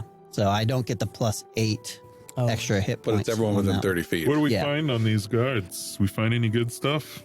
You find no good stuff on the guards. Nobody had any coin? Nope, not really. No, they would. No. What about in the tent and like in the barracks and stuff like that? No, there's personal effects. There's not much of good there. Their payment and everything and all that good stuff. Is it in a lockbox? It's in a small lockbox that should be somewhere in this camp. Is the axe still on Iggy's back? Yeah. Yeah. So Idrisil walks up towards Iggy to congratulate him, but he sees the axe with the face on it, and he gets spooked for a second. Oh, you still have that thing, Iggy? Oh, I sure do. I sure do. There are 3 of you left. Killian, Iggy, and Idrisil. The slaves are kind of figuring out where they're going to go. There's some talk about some are going to head out northwest, some are going to head south to Edlin home at some point. Yeah. So once Killian's satisfied that, there's some order to the slave chaos, Does a head count? roll call. Yeah, and sees that we're down to 3. And No. Idrisil's now gone. I went down to find a worm creature in a cave somewhere. went to go kill an innocent farmer. After about 10 minutes of running, when Jix is into the woods, he stops Okay. and he just throws everything down and starts going through the scrolls. Through the scrolls. As we're walking off, I drop 3 gold into Idrisel's hand. I pocket 3 gold. I drop 3 gold into your hand. And I have 1 left that I show you. And I'm like, for your petty god. After he just healed you? Well, you know, he did leave me in me and Idrisel and I. But yeah, I gotta give him a little bit of shit. It's okay. I'll take the petty god comment for now. First contribution to It is. Jix, you see there is Carahel keeps track. Jix, there is a map. It was the map that was on the wall that you guys saw earlier when you first came here of the operation as a whole. You're not sure the accuracy of that map any longer. There are several scrolls that are just random grabbings from the table that was in that farm of accounting type stuff. So it's tracking purchases and people and new arrivals. There is a note in here. Can Jix, you read this out loud to yourself for all of us to hear, if you will? Oh, what's this? I've spent a lot of money to bring my new business partners here. Once they have arrived, the honor crin will wipe out any locals as needed to keep the tower secure. Attend to whatever immediate needs they have, and then our work will be done. If any of your slaves still live, bring the stock to our camp southwest behind the flat hills. Otherwise, return to me in Dabinry. We have more clients to attend. Broken Slaver. He rolls it back up and puts it just like inside his leather armor. If anyone has nooks and crannies, it's Jix. You see there is a scroll you believe is some sort of magic that you cannot pierce what it is. And Dabin what? Tabernary is Tabernary. like southwest. I'll tell you. You also see there is a potion here. There in the box, there is a strange little, almost looks like a holy little figurine, like a divine little totem someone might bring that's in here. Bump. There is 25 gold here. Yeah, there are. Not anymore. No, there's not, Tom. No gold at all. Getting They're a in my glare hat from now. getting a glare my from new some- wizard hat. And there is a dagger here. Okay.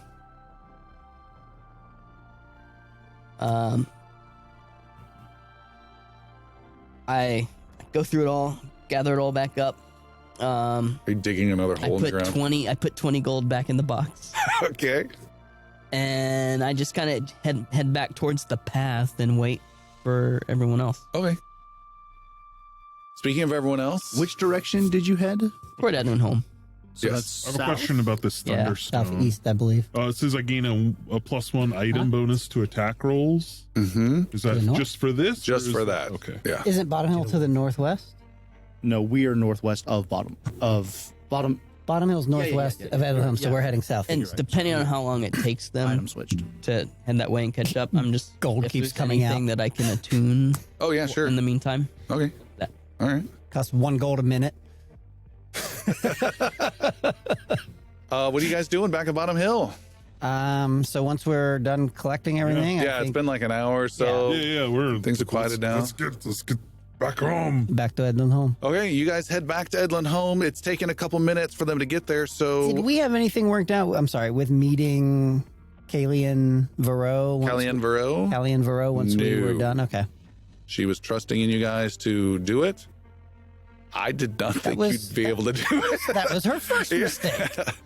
Jix, it did take a little bit of time. You had enough time to make a crafting roll for the potion. 16. 16 is good enough. You have found a potion somewhere. I got it. It is called a oil of weightlessness.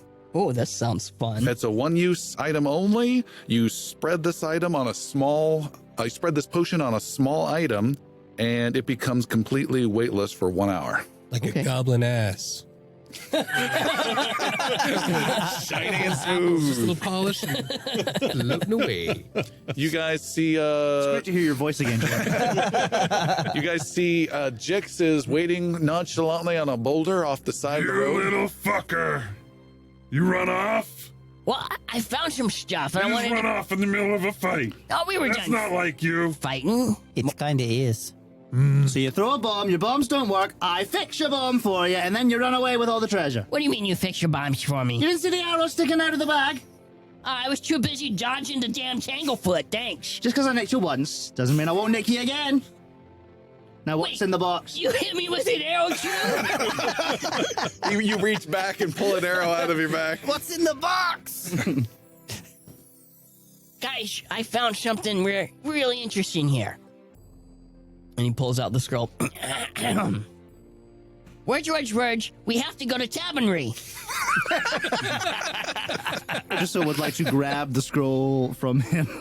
Jix pulls it away. All right. What else you find? Any good stuff? I found a potion. I found a dagger. I found this magic scroll. I haven't figured that out yet. There's some accounting scrolls. I found a map. I don't know if this map's any good anymore. Yep. Oh, hold on. You guys, we've earned it today. And he hands everyone 2 gold pieces. What a dick. Okay. So there's 2, 4, 6, And 2 for me. Indrisol looks at him suspiciously and says, yeah. and then what's that shiny thing on the... Is that a dagger I see there, Jix? Yeah, I mentioned that. I don't know if you did. You did. Did you? and see he that. and Jix looks at Killian and hands 3 gold. This, you know who this is for. Xander's widow. His dad. It's for the Oh work. shit, Xander's Have dad. fun. I didn't even think about his dad. The last thing he said to his Yep. dad was, "You're not my father." Yeah. This, next Yeah, on this Killian gets to Lifetime go- original movie. Killian gets to go deliver that message too. Shit. Killian is thankful. All right. Jix. I'm not supposed to like you. I'm not supposed to like you. I'm not supposed to like you. Damn it. You guys head off heading south towards Edlin home. It's several hours walk. A 1 or 2 slaves beat you there running like mad folks. Several will follow behind hours later. You guys walk into the place. A little beaten, definitely tired. One fewer member. It feels like a victory, maybe a little bit of a hollow victory. But yeah, that's your situation. The town is ahead, and you see the big river that does its kind of arcing L shape, the pond. You see the lodge, the different few shops that are there. You see the Ember Lantern, the temple you can barely see poking through the trees. Gabe's tower, the wizard off on the side. The whole town is there. What would you like to do? I wish to go speak to Gabe Yeah. to find out what may have happened to Xander, if there's any possibility that he is still alive. And then if not, I will go speak to his father. I'll go with you. I'll go to the old man's house. Jix wants to go visit the mayor, Okay, Voldus the mayor. Boldus. Okay, Jix, you're there. You're at Voldus the mayor's place. Hey, Valdish. Oh, hello. Hey, I found this scroll here, and it's got some names in it, but I don't really recognize much of them. I'm kind of new to town, but maybe you do? Sure, what is it about? I don't know, it's just some numbers and monies and counts of people and stuff, but there's some names on it too. I don't know. See what you make of it. And he takes a look and he says, yeah, I recognize one name on here. My name. Is it? What's this all about? Well, we found this at Bottom Hill. What do you mean?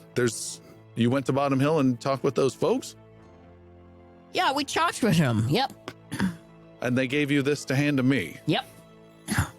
I'm not sure what to make of it. Looks like they've bought some supplies from Grimdoo's here in town. Grimdoo's? Yeah, he's the owner of the general store in town. Oh, okay. Is that the only name you recognize? Yeah. Oh. Well, yeah, they were wanting more supplies. So they gave me the list here. Well, it sounds like you've got the wrong person. Pass this along to Grimdoo then. Very good. Well, how's things here at Eden Home? The rest of the group is moving across town, out to the east, beyond the town, up to the small little hilly area. You're going to Gabe the Wizard's Tower, did I hear that right? All right, you are outside his tower and you knock upon the door. You hear off in the distance, "One moment!" Okay, we wait. You wait. Knock again. You hear, "One moment, please!" Wait a moment. Knock again. You hear some slapping footsteps on the other side. The door unlocks, and the door unlocks. Knock and again. And then the door locked. No, and then the door opens, and out pokes the shriveled, white-haired face of Gabe the Sorcerer, frail old guy. He kind of has like a thin Einstein look about him with frazzled hair. And he says, I'm Gabe the Sorcerer, master of magics and mystery. Gabe, we know. There's a matter of some import that falls into your specialty that I'd hoped to speak to you about. You wish to channel the spirits of ghosts, perhaps? Can we come in and discuss this matter, please? It is of importance. He looks at each of you closely and says, yes, come in. You enter his living room. It has not changed at all. You don't think he's been in here since you were last here a couple of weeks ago. He closes the door and locks it behind you. Gabe, we were here some time ago, and... I think I would remember your I'm face. certain you would. I must be mistaken, but we had discussed a master gear for a chain gate. Is that something that is familiar to you? Yes, I remember. Yes, so we were in the process of destroying said gate, and 3 of our party members came through, but only 2 exited. As it was being destroyed, what is the possibility of that person still being alive, and what could have happened to them if they are? It's a dire fate for anyone trapped in that reality. I wouldn't wish it upon anyone. Hope it wasn't someone you cared for. Very much so, indeed. I'm just wilting over here, just caving in. When you say dire fate, can you elaborate? It is a realm of chaotic movement, of relocation, of displacement, of confusion at times, but also of speed and haste. I have heard of those I've heard of 2 who have been lost into the pathway of a chain gate. One had the misfortune of relocating to a land so far away he wasn't seen for decades. And the other? He was never seen again. And is there any possibility of controlling or recovering said person? It's possible, but not if he is an enemy of yours. It must be someone you care for. Yes, he is a dear friend of ours. Someone you truly admire and respect. Indeed.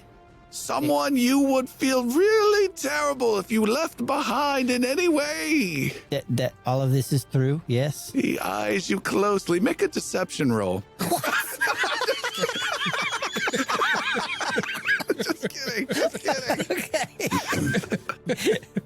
As they're talking, I go into the kitchen to fix him a snack to brighten his mood a little. All right, I must ask you, and this is possibly the most important question I've asked tonight.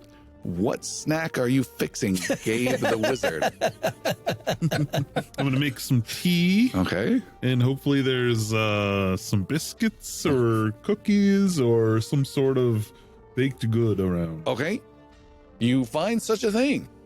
Find some old biscuits that seem like they're still doable. That was a very serious save. Good job. That could have gone really bad. Says Jeremy a little bitterly in the nether realm. We're trying. Okay. Where were we at with this conversation? Oh yeah.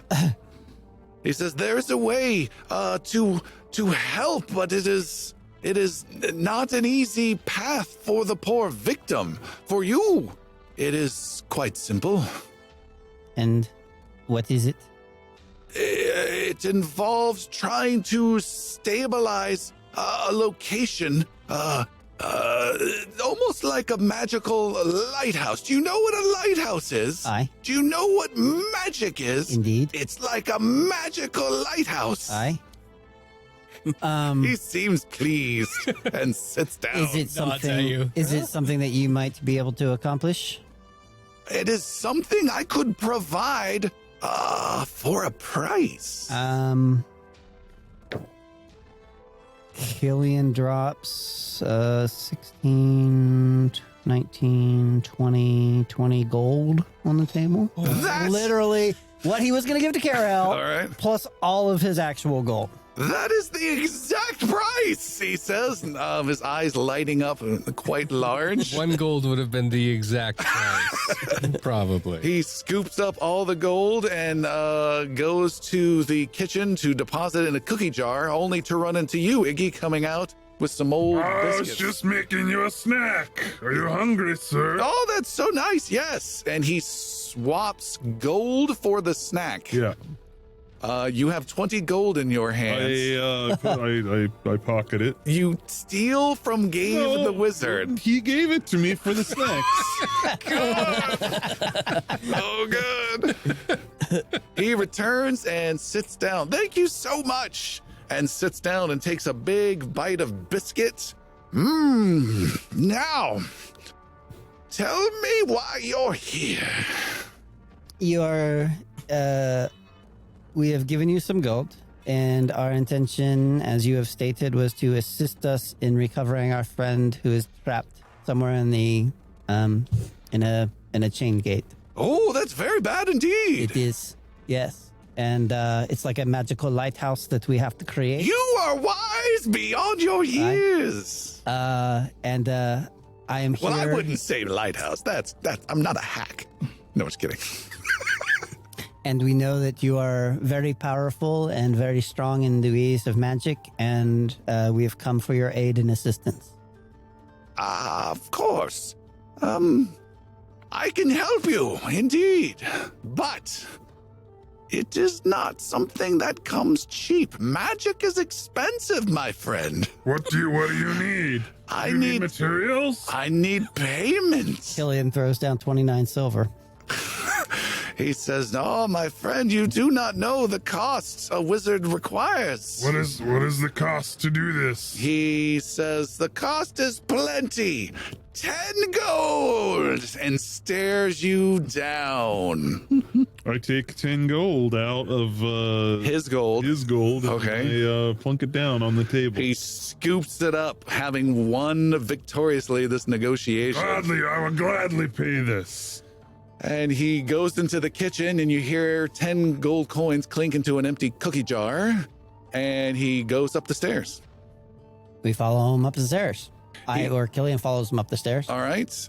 You come up these stairs. As you get there, you see some weird, strange, crazy menagerie of this weird magical lab with strange beakers. There's like a little jail cell made of purple dust, of bars with some strange imp thing that's being merged with half a donkey. There's strange lights. There's weird yelling sounds, and as soon as you start coming up the steps, he Sounds goes, like "Ah!" Sunday night. He slams the door closed from a distance with the magic, and then after a few moments, he creaks the door open and slips out. Down the stairs, down. Okay, we go down the stairs. You go back down, and he says, "Here you are," and hands you a thick piece of blue chalk. And what do we do with this chalk? You must bring this chalk to a public area. The more lights around, the better. And by lights, I mean you, the energy, souls, people. The more lively that you can attract the chaotic path in this direction, the more of a possible chance that poor soul has to find the way back. Is it time sensitive? For those who are lost, I would say a week, 2 weeks, 3 weeks would be too far gone. And if the people have connection to them, is that better? That does not matter. The more energy and life about you of sentient beings, that is the key. Bring them to civilization, back to our world. Is the population of Edlinholm enough? It is possible. What's the nearest, large population? You've got Scone? You've got the city of Mirskan, that is probably about 7 to 10 days away. You got the town of Tabernery, which was mentioned before. That's, I think, 2 to 2.5 days away. You got Shepherd's Dell, but that's, I think, slightly less population than Edlin Home. Is Tabernery bigger? Tabernery has a wall. It's a town. Yeah, it's a proper town. Okay, more so than Edlin. Oh yeah, it's got like 10 times the population. Out to the east, you've got, that would be less than Tabernery. Okay, so it's really between Tabernery and Mirskan. It's how much do you want to... it sounds like probably Tabernery with time frames and stuff would probably be our best bet, would be my thought. Let's just gamble with Xander's life. That's fine. Just joking. But there are no refunds, I must insist, for there is no guarantee the lost soul can find their way, for they are stuck in a path of unknown destinations. And what exactly needs to be done with this chalk?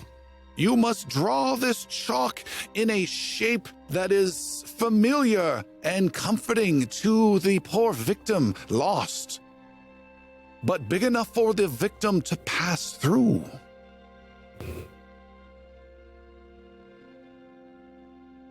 All the microphone hears is scribbling of notes.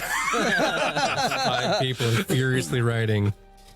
What shape does Xander find familiar? Question marks. Yeah. Cheers. The shape of a... Rejection? What does rejection look like? the outline of a gnome body, perhaps, maybe. A half orc? See, my note said hope. You guys. That's great. Dirty dish rag. If we just lay his father on the ground and then draw around him. Chalk outline. He says, and then all you can do is wait. If it's been a week, signs are not good. If it's been 2 weeks, you should best assume your friend gone. And 3 weeks, I would It's say. right out. Your friend is far doomed. You should turn in his character sheet immediately. You have been a great help, Gabe. We appreciate your assistance. Would you like a biscuit? We have other matters that we must now urgently attend It will to. take a biscuit. He lets you. Or we can have biscuits and tea, I suppose. I took a biscuit. Multiple Jesus. Caramel. Careful with that. It's kind of old. Well, you can see yourselves out, and he looks at Killian. No mention of anything you saw. I saw nothing. And then we go. He nods, like serious, Right. like serious, dude. Don't tell the RA. All right. You guys are out of his tower. You're walking back into the Edlin home proper. You see Hold on. Jix. I want to, as Jix is leaving. You can involve him. before Jix is Oh, all right. I'm going to discuss. Yeah, we should have a meeting. We're gonna We get need to planned talk about together. Jix. We need to have a word about what happens when Jix leaves us again. But before that, I give you a bag with 10 gold in it. Oh, sweet. That is very kind. Thank you. That is. It was yours. If we ever go back here, there's 10 more in a little cookie jar. And that is fair payment for the possibility of help for a friend. sure, but Like 12's right out for Zan. I doubt he would miss it or even know it's gone. All the same, I would rather have paid him for what You're too what he has honest. done. So let us speak of a plan. They're just excluding Jix. Tim's got to be insulted over there. Well, this is about the guy that ran away All right, in the middle of the all right, battle, so all right. he Wait. sort of forfeited his. Gonna be included after. Yeah, Yeah, no, we'll for let him sure. know what the plan is. I'm not going to exclude him. He's my yeah. little buddy. Yeah, exactly. I'm saying this is a meeting about him to talk to him. Actually, no. I don't know that yet. I hope, I hope it's about him, but No, actually, this is about recovering Xander. But I feel like we must get to Tabernary with all haste. For sure. We must. tell his father anything beforehand, or should we just go and hope for the Let's best? go. Let's just leave it. We need to know a thing that he is familiar with. And I think speaking to his father would be the best thing to find out what may be of importance and value to him that he would be familiar with. Okay. Perhaps we could grab and a also couple maybe horses. sketch what is it, Ember Lantern The Ember something Lantern. Lodge? Okay. Thankful. I mean, Thankful Lodge. Is it that Ember Lantern that Ember Xander? Lantern was the bar that's that where he works. Xander Okay. works in. So worst case scenario, we draw the bar because he lived there. Like a scale model Yeah. in chalk. Jix built Go, this on you the go. series. Go. What time of day is it? Oh God, it's probably getting late towards nighttime. Yeah. Okay. And yeah, I will go speak with Xander's father, and if you will collect Jix, and then we will leave I'll go find Jix. in the morning. If we use horses, can we get there faster? The horses will slightly increase your speed. It just makes things more comfortable and doesn't exhaust you if you're traveling hard.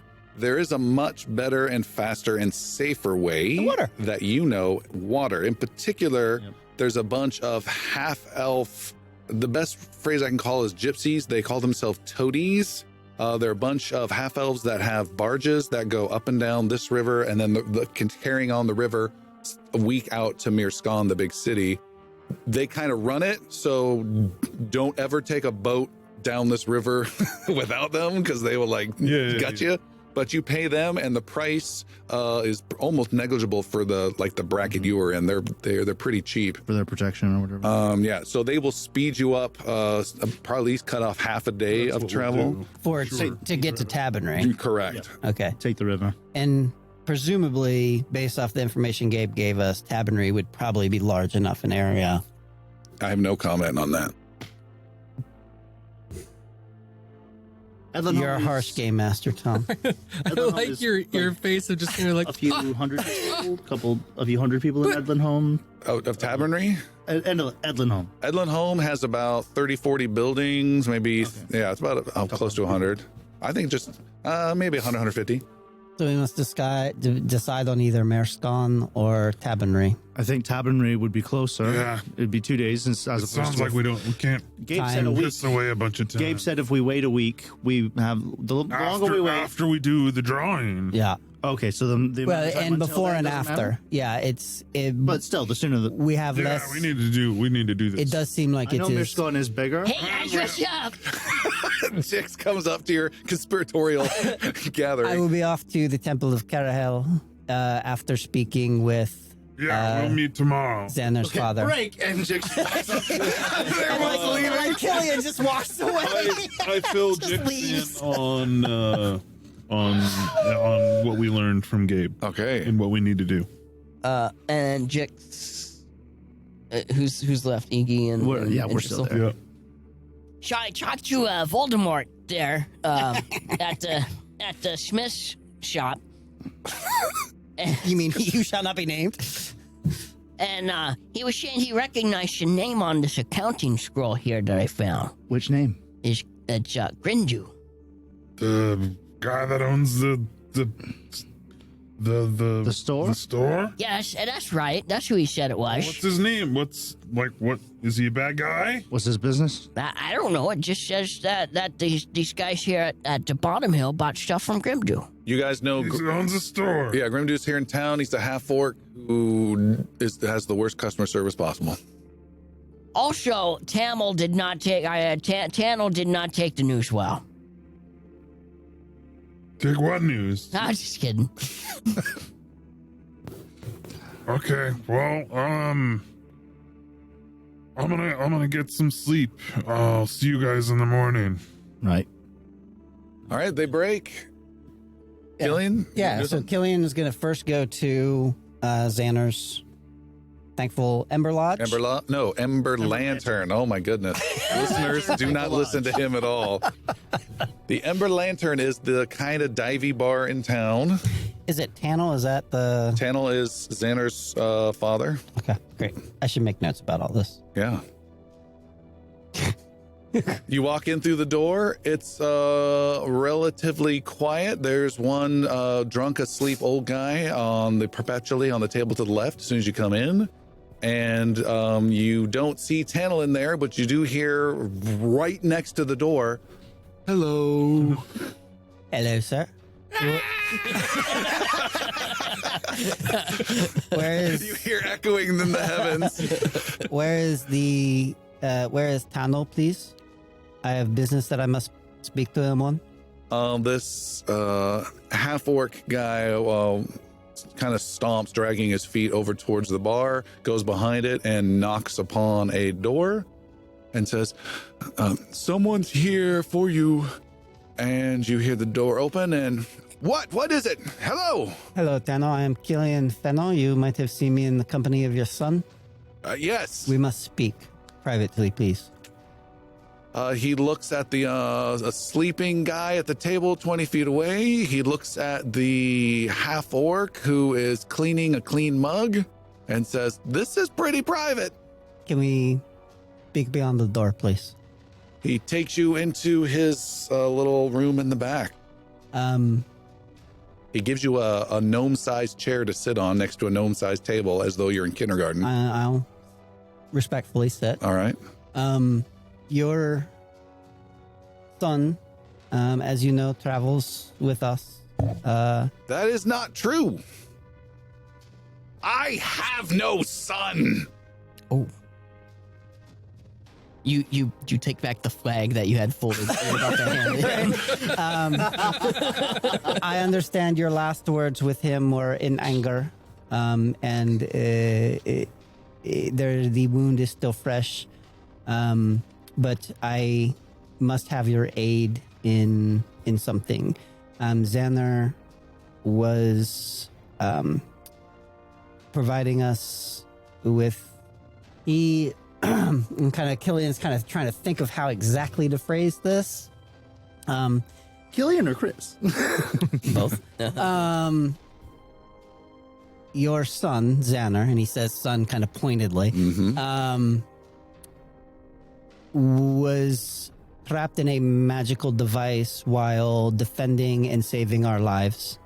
And I figure that stupid magic would get him into trouble. I must know what is something that he is familiar and well inclined to, something that... Disappointing his father. That is true, actually. Yeah, that's... Okay. Listen to me. I know that you have had ill words with him, but he is your son. He is in trouble, and you must I know you love him deep down. And even though you're angry with him, now is not the time for this. You must aid your son if you ever wish to see him again. Otherwise, he may be doomed to a terrible fate. So you must decide now whether you love your boy or not. Nice, dude. Yeah. I was gonna make a roll, but that's beyond roll worthy. Wow. He sits there quietly for a bit and says, "How can I help again?" I must know something that Xander is both familiar and well inclined to. Something that would be precious to him. Something that would be something that he would find value and worth in. Something that would be treasured by him. Anything of that type of nature is what will allow us to bring him back to us. I know just the thing. Wait here. And he walks out the door. The door closes. You hear, "Hello." He comes back a few moments later and tosses something at you. It is soft. It is white. It is plush. It is a rabbit. And he says, "This is Mr. Rabbit? Wiggles. It's Xander's favorite toy since he's been a little one. He cherishes it more than anything, even his own father." Trust me, your son loves you. Even though his words were, again, in anger, he does love you, and he cares about you, and he also cares about Edlinholm and the world at large. And that has caused great conflict for him, and which is why he said what he did before he left. I know it's pained him since then, as it does you. And I hope that Carahel in time can heal your wounds. This is exactly what we need. You have helped your son in a great way. If there is any way to bring him back, to bring him back, I and his other friends will do so. May Carahel bless you. And good luck. Make a diplomacy roll. Ooh, 26. And tell him I miss him. And he's always welcome back here. I know he knows that, but I will tell him. And you leave. Wow. And yeah, that was a good scene. Yeah. And I'll go to Carahel, to the Temple of Carahel. Donating. God, I'm freaking broke. So with the 10 gold, I'm still donating the 3 that Jix gave, the 1 that Iggy gave, and then that leaves me with 6, and so I donate half. 3, so 3 more. So do my donations. I don't know if we want to shortcut this or not. But, yeah. Go to Carahel, blah, blah. Yeah, we do want to shortcut. Unless there's let us pray. Really serious prophecy. Yeah, exactly. To. Right. Throw a bunch of money in the well and get a good night's sleep and catch these guys bright and early in the morning. It is next morning. You guys are gathered together. Iggy wanted to wake up. And he did take the rabbit, by the way. Okay. So I do have that. You have a plush white rabbit that's got weird yellow stains in different spots on it, and it's pretty old. I wrap it in a cloth. Okay. Sprinkle some holy water on it. Before we... I keep casting prestidigitation to clean it up. Not enough cantrip in the world to clean that rabbit. Before we depart, I would like to visit Queenly. Oh, yes. And get some potions. All right. Let's just fast forward through that one. I like the air quotes around get some potions. Where's she's at? She does have potions for sale. He wants to give her some potions. Queenly's Pottery and Medicine. She is in town. She has an Elixir of Life Minor for 4 gold and Elixir of Life Lesser for 50 gold. I'll take 2 of the minor. Okay. And she has an Anti-Plague and an Antidote for 4 gold each as well. You see how many notes I've been writing? What's going on today? Recap's gonna be great. Antidote and anti-plague. Solid details. 4 gold each. I'll grab an anti-plague. Okay. And yet I still have more than you. 12. I still have 3 pages.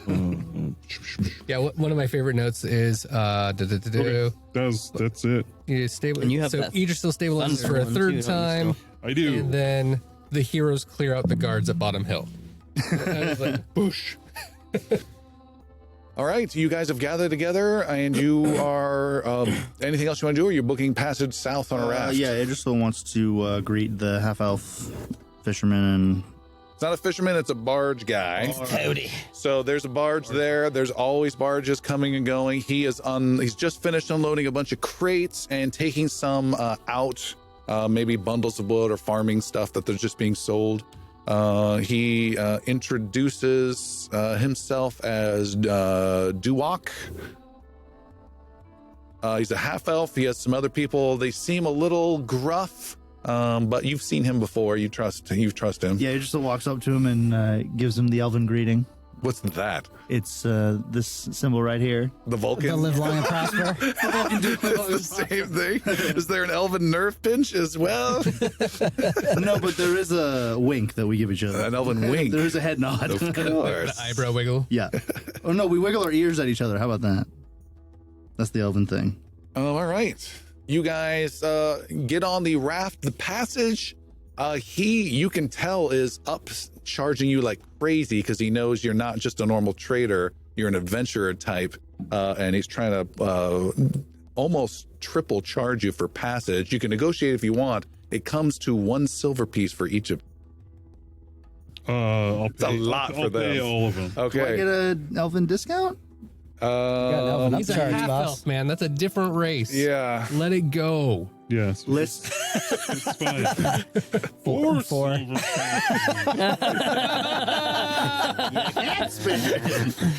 I love that. That's exactly what you're trying to do. It's like, yeah, it's 5. Oh shit.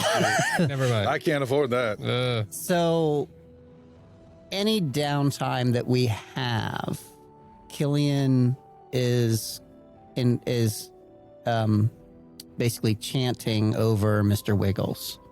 Can- I've been waiting all night to hear this. Keep going. I'll get my combat tracker ready. Keep going.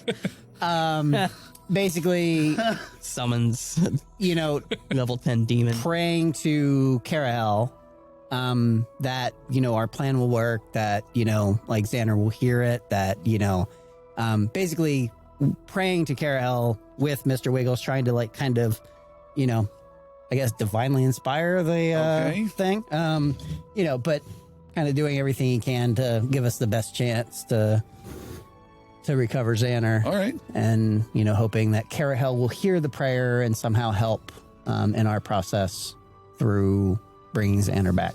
Remind me of that when the quote unquote ritual happens. I will. If you will. And Xander, actually, who would our best artist of the group be?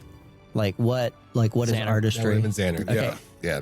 Excluding Xander, of the 4 people on the boat, who would our best visual artist I don't be? know. What do you guys think? Well, what kind of role would it be? Yeah. Jix has some chalk already.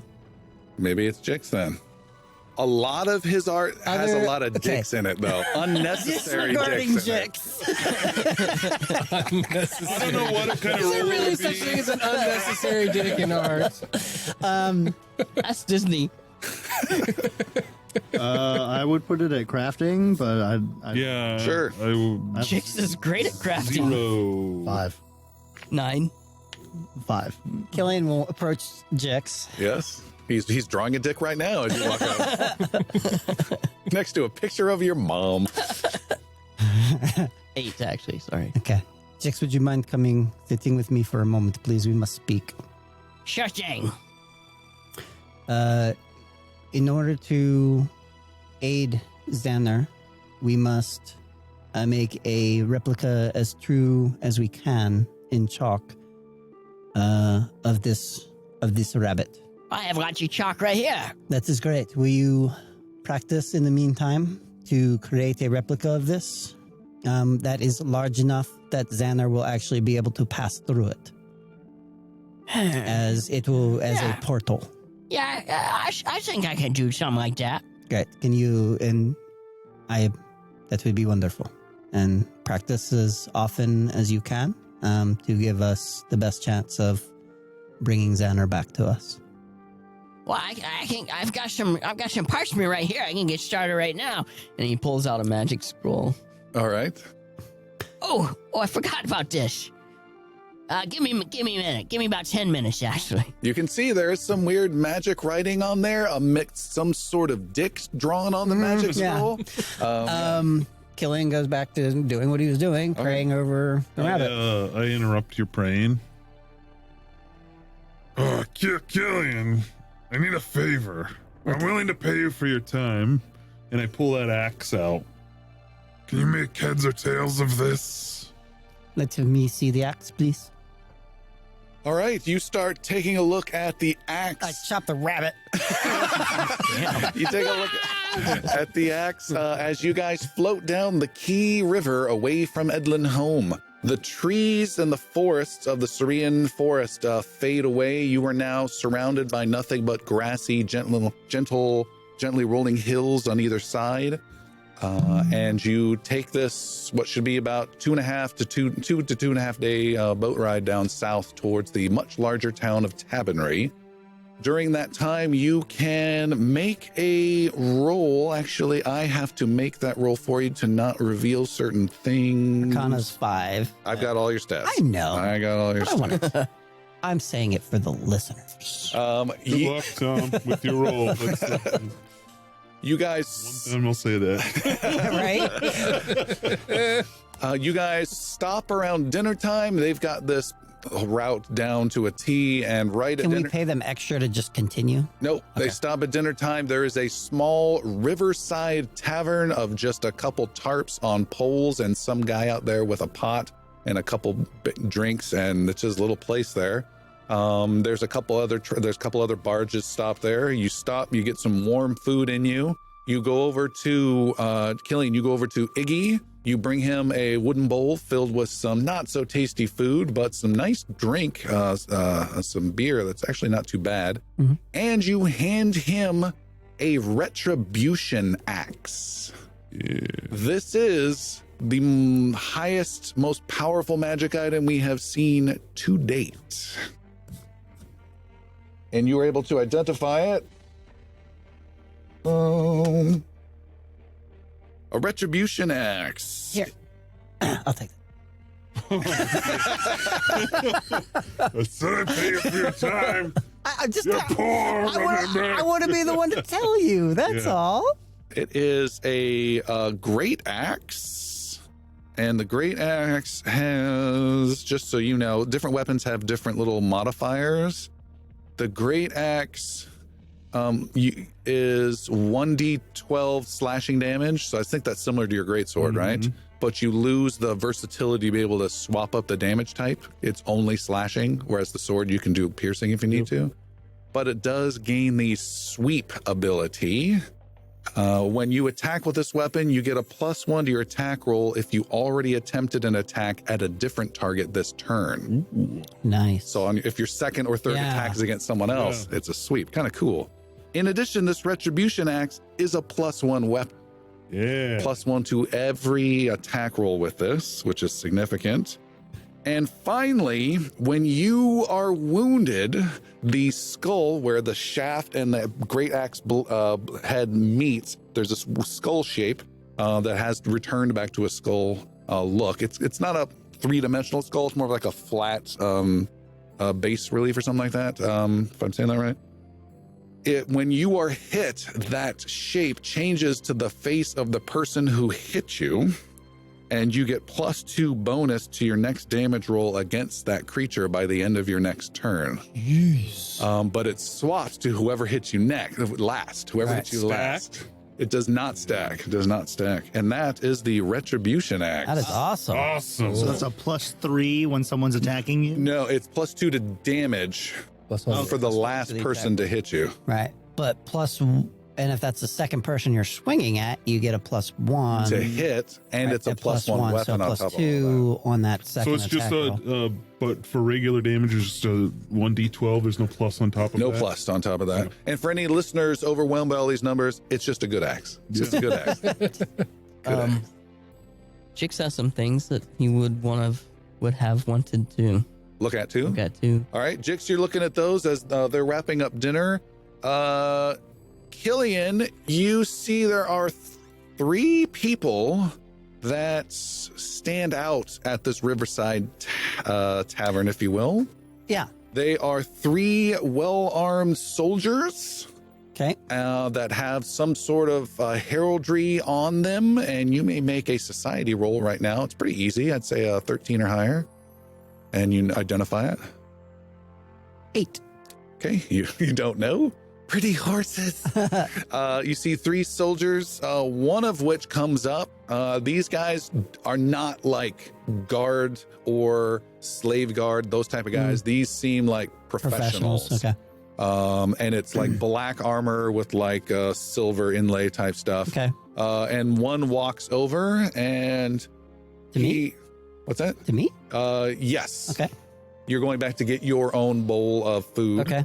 And Now stop and, kind of turn and I'll watch him approach. all right. He holds out a hand to make sure you stop just as you do, but he doesn't put his hand on you. And he says, evening, priest. Evening, Carahel, bless you.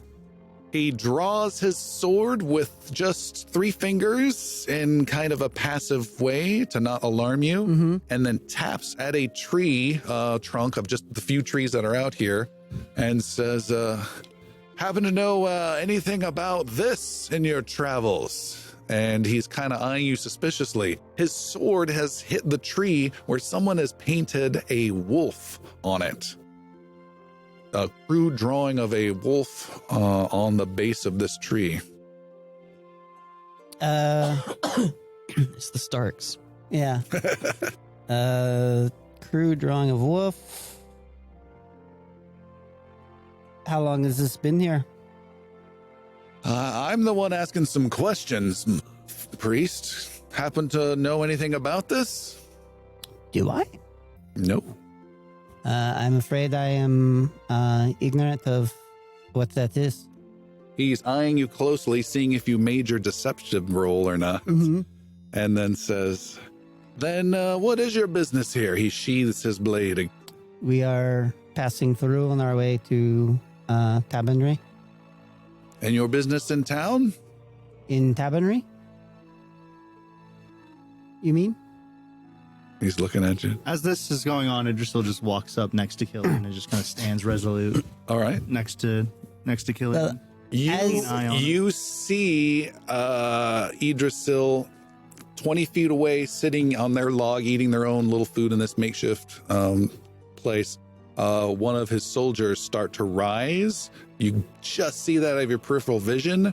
And you can also see out of your peripheral vision this guy right in front of you make the slightest movement with his offhand, and the other guy sits back down. We are, I am a wayfarer, so I am out spreading the word of Carahel, and we are seeking a friend of ours in the town of Tabernary.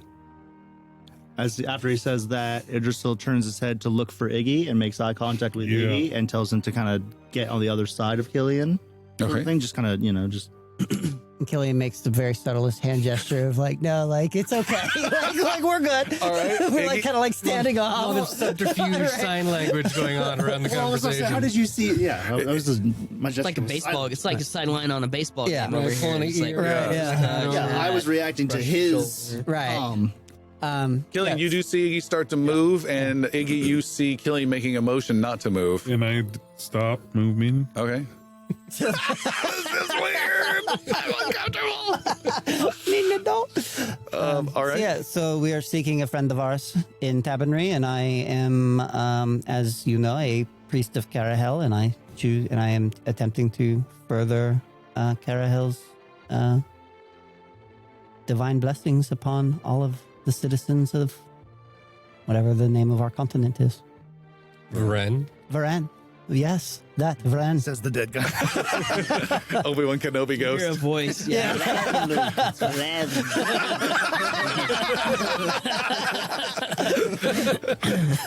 Now give me my money, George. Please. I didn't realize I could do it. It was pretty good.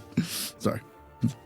He looks Idrisil up and down, and then just taps impatiently a bit on the hilt of his long sword, and says, "Well, carry on, good wayfarer, and may the kingdom of Navarre stand strong together."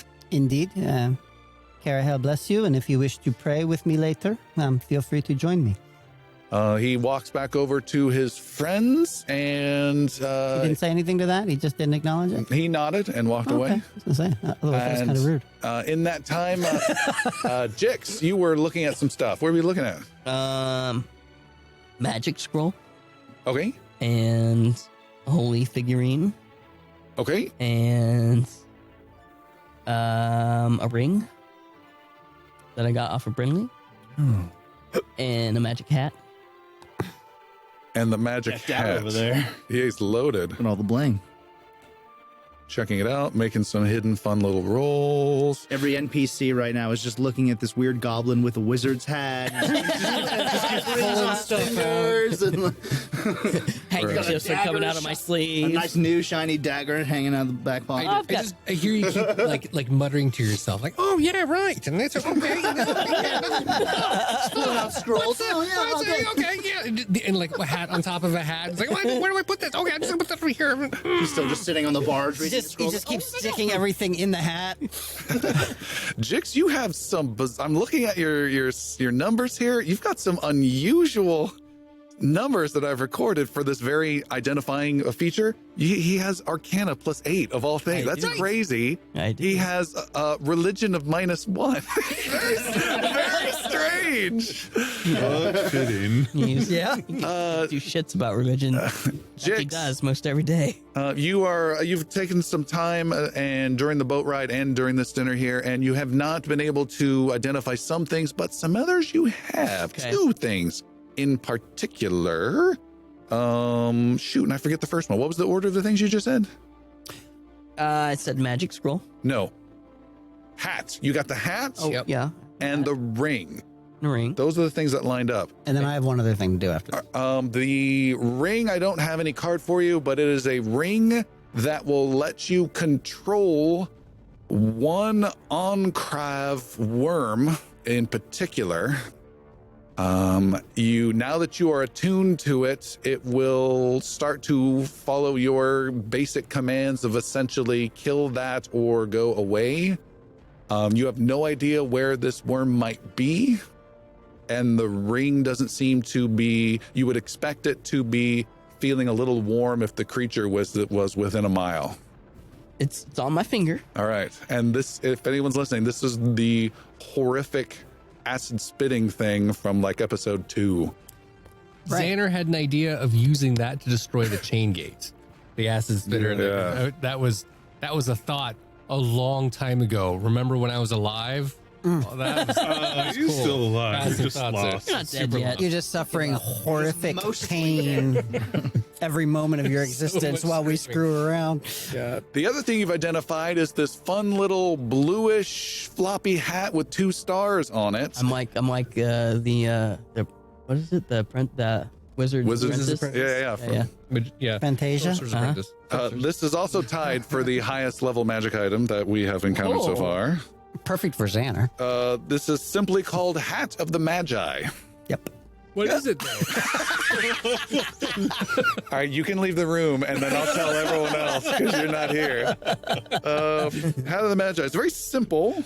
It doesn't do anything offensive or even defensive, but it's just mildly interesting. I think it's kind of cool. It gives you a permanent +1 bonus to every Arcana check you make from here on out. Oh, nice. That's not bad. And in addition, you have the Prestidigitation cantrip permanently part of your capabilities. Nice. Prestidigitation allows you to do things like clean something, small tears, make a small little sound, that kind of stuff. And you now have that. Avius used that to very good effect. Avius loved that. Yeah. Cantrip. All right. All right, you guys are back on the raft, but not before. Hold on. But not before one of the other black and silver armored guys comes up to you and quietly joins you in prayer. Yay! A different guy does. Holy shit!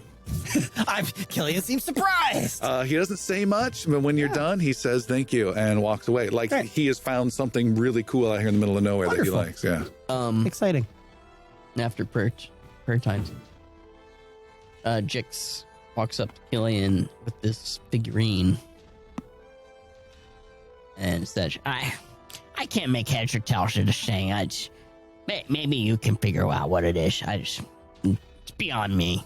I think it's something ceremonial or religious or something, and I just don't know anything about that. Where did this object come from? From the box of stuff with the scrolls and stuff What other stuff? and the hat. And hat? Scrolls and hat. A hat and Dagger. scrolls? And dagger? And figurine. And figurine? And the 10 gold that I split up between us all. And anything else, friend? Nope. I see. Well, thank you for passing this on to me. It is appreciated. You have this little figurine now? Yeah. All right. And you had something else you wanted to do, Killian? Yeah, I have those pins. I kind of want to try and figure out what the hell those are. Okay. yeah, 4 of them. Yeah, I know. I know exactly how many pins I have, buddy. You guys are back on the raft. You're traveling throughout the night. During that time, Killian, I'm making some rolls. If you fail this roll, by the way, these identifying things, you can do just what you did, Jix. You can hand it off to someone else. Or you could pay like a Gabe the Wizard probably too much money and then they can try it. Okay. Or you can try again when you level. That's the next trigger. What were those pins called again? Meyer pins. Meyer pins. I have it in a note somewhere. Nope. And the figurine. 4. Yeah, hold Okay. a figurine and 4. And what is the figurine, by the way?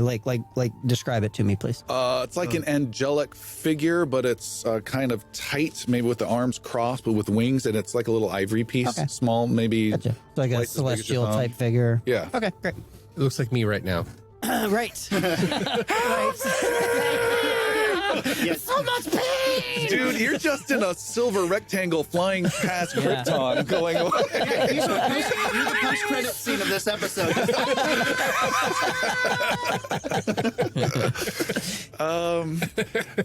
The sequel.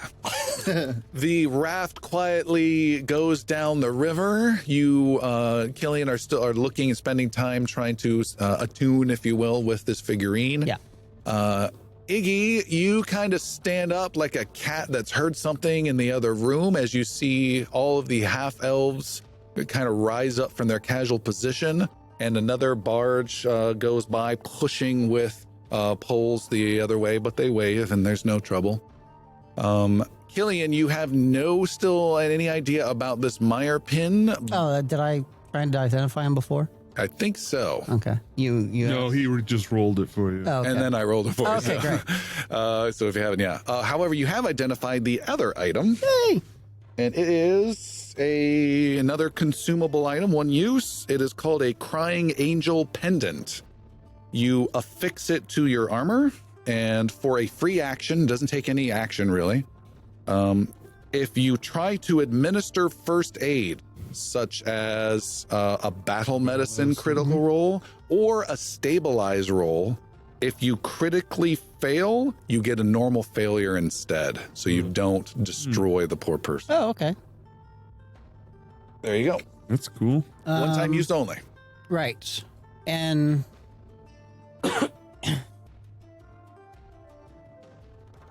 you don't have the spell stabilize, right?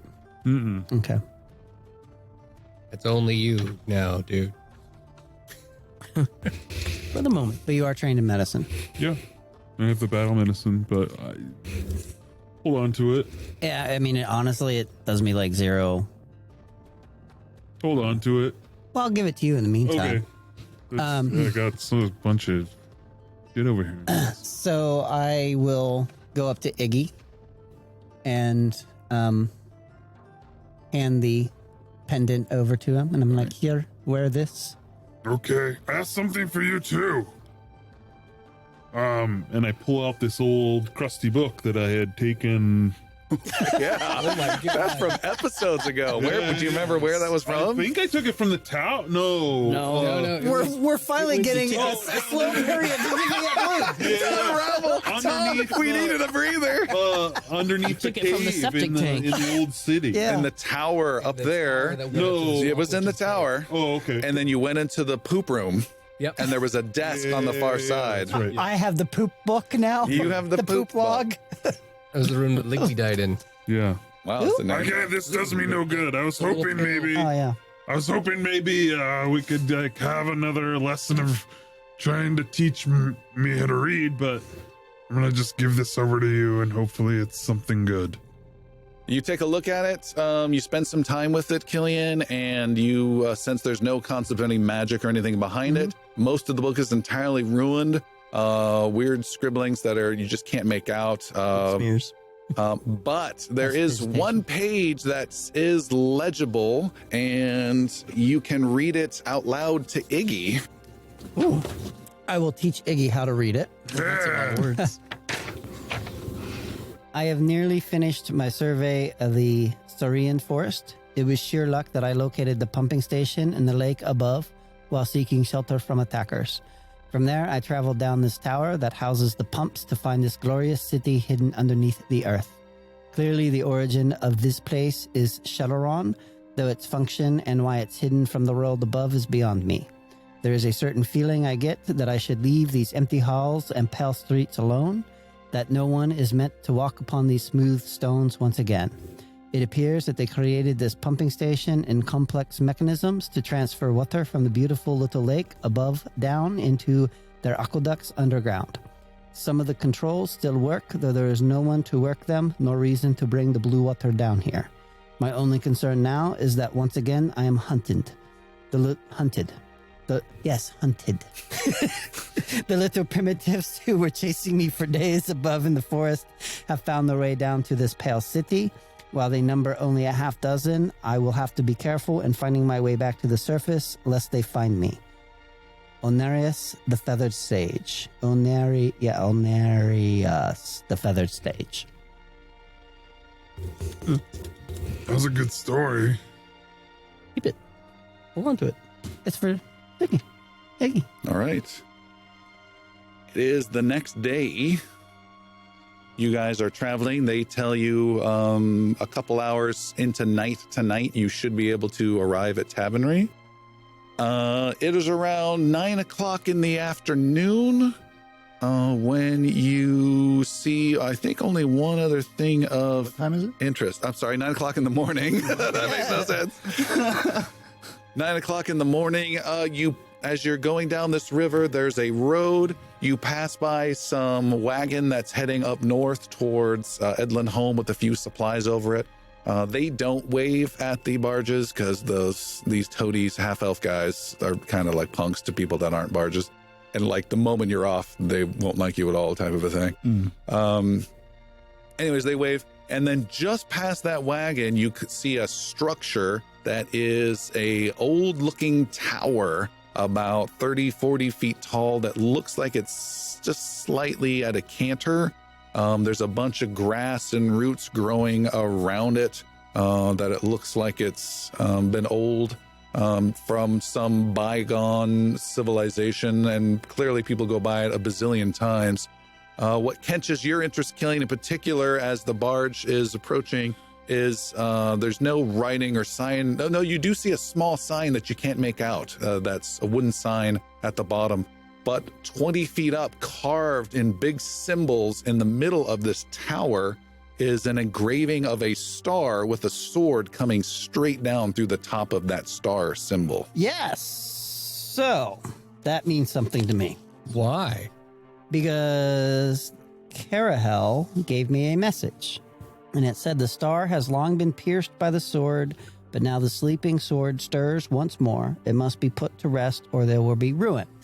Once I see that, I will call Idrisil. Idrisil, can I use your elf eyes? My eyes start to glow red. I pluck one out. Yeah, of course. The sign on the tower, I cannot read it. Are you able to? Make a perception roll. And In the it's- meantime, I have my eye spyglass. Oh, yeah. Oh, yeah. Joke! I was going to set it up for you. God, I was going to set that up so nicely. Oh, Sorry. that was a plane coming in for a landing. A helicopter just went. I'm still going to roll. Roll. I'm still rolling my perception. With an 11. All right. Then Iggy pulls out the spike. Yeah. I can't see it. No, nothing there. Squinting super hard. Iggy, could I borrow that spyglass for a moment? No, well, I was going to read it to you. Okay, but please, I can't absolutely. read. Oh. Take your time. You can. We're going to be too far away soon, and I hand it over to you. You look, there's a crude sign that's a wooden sign. It's kind of oldish, probably maybe a couple years old, just weathering outside. And in crude paint drawn on there, it reads in the common language, "Beware, dead inside, or you be one." Sounds like my kind of place. It also sounds like Varglass when I written yet. Every time I cast heal, if I cast it in a 30-foot radius, fuck up some undead. And then, I'm sorry, with the tower, can you describe exactly what that symbol was again above Yeah. the sign? It is a star, and it's like 8 foot tall star, big engraving, deep engraving, and then there is a sword essentially drawn through it as though the sword has come down from above, piercing through the star. The 5-point star. Yes, Beware, dead inside, or you be one. correct. Not you'll be one. You be one. You be one.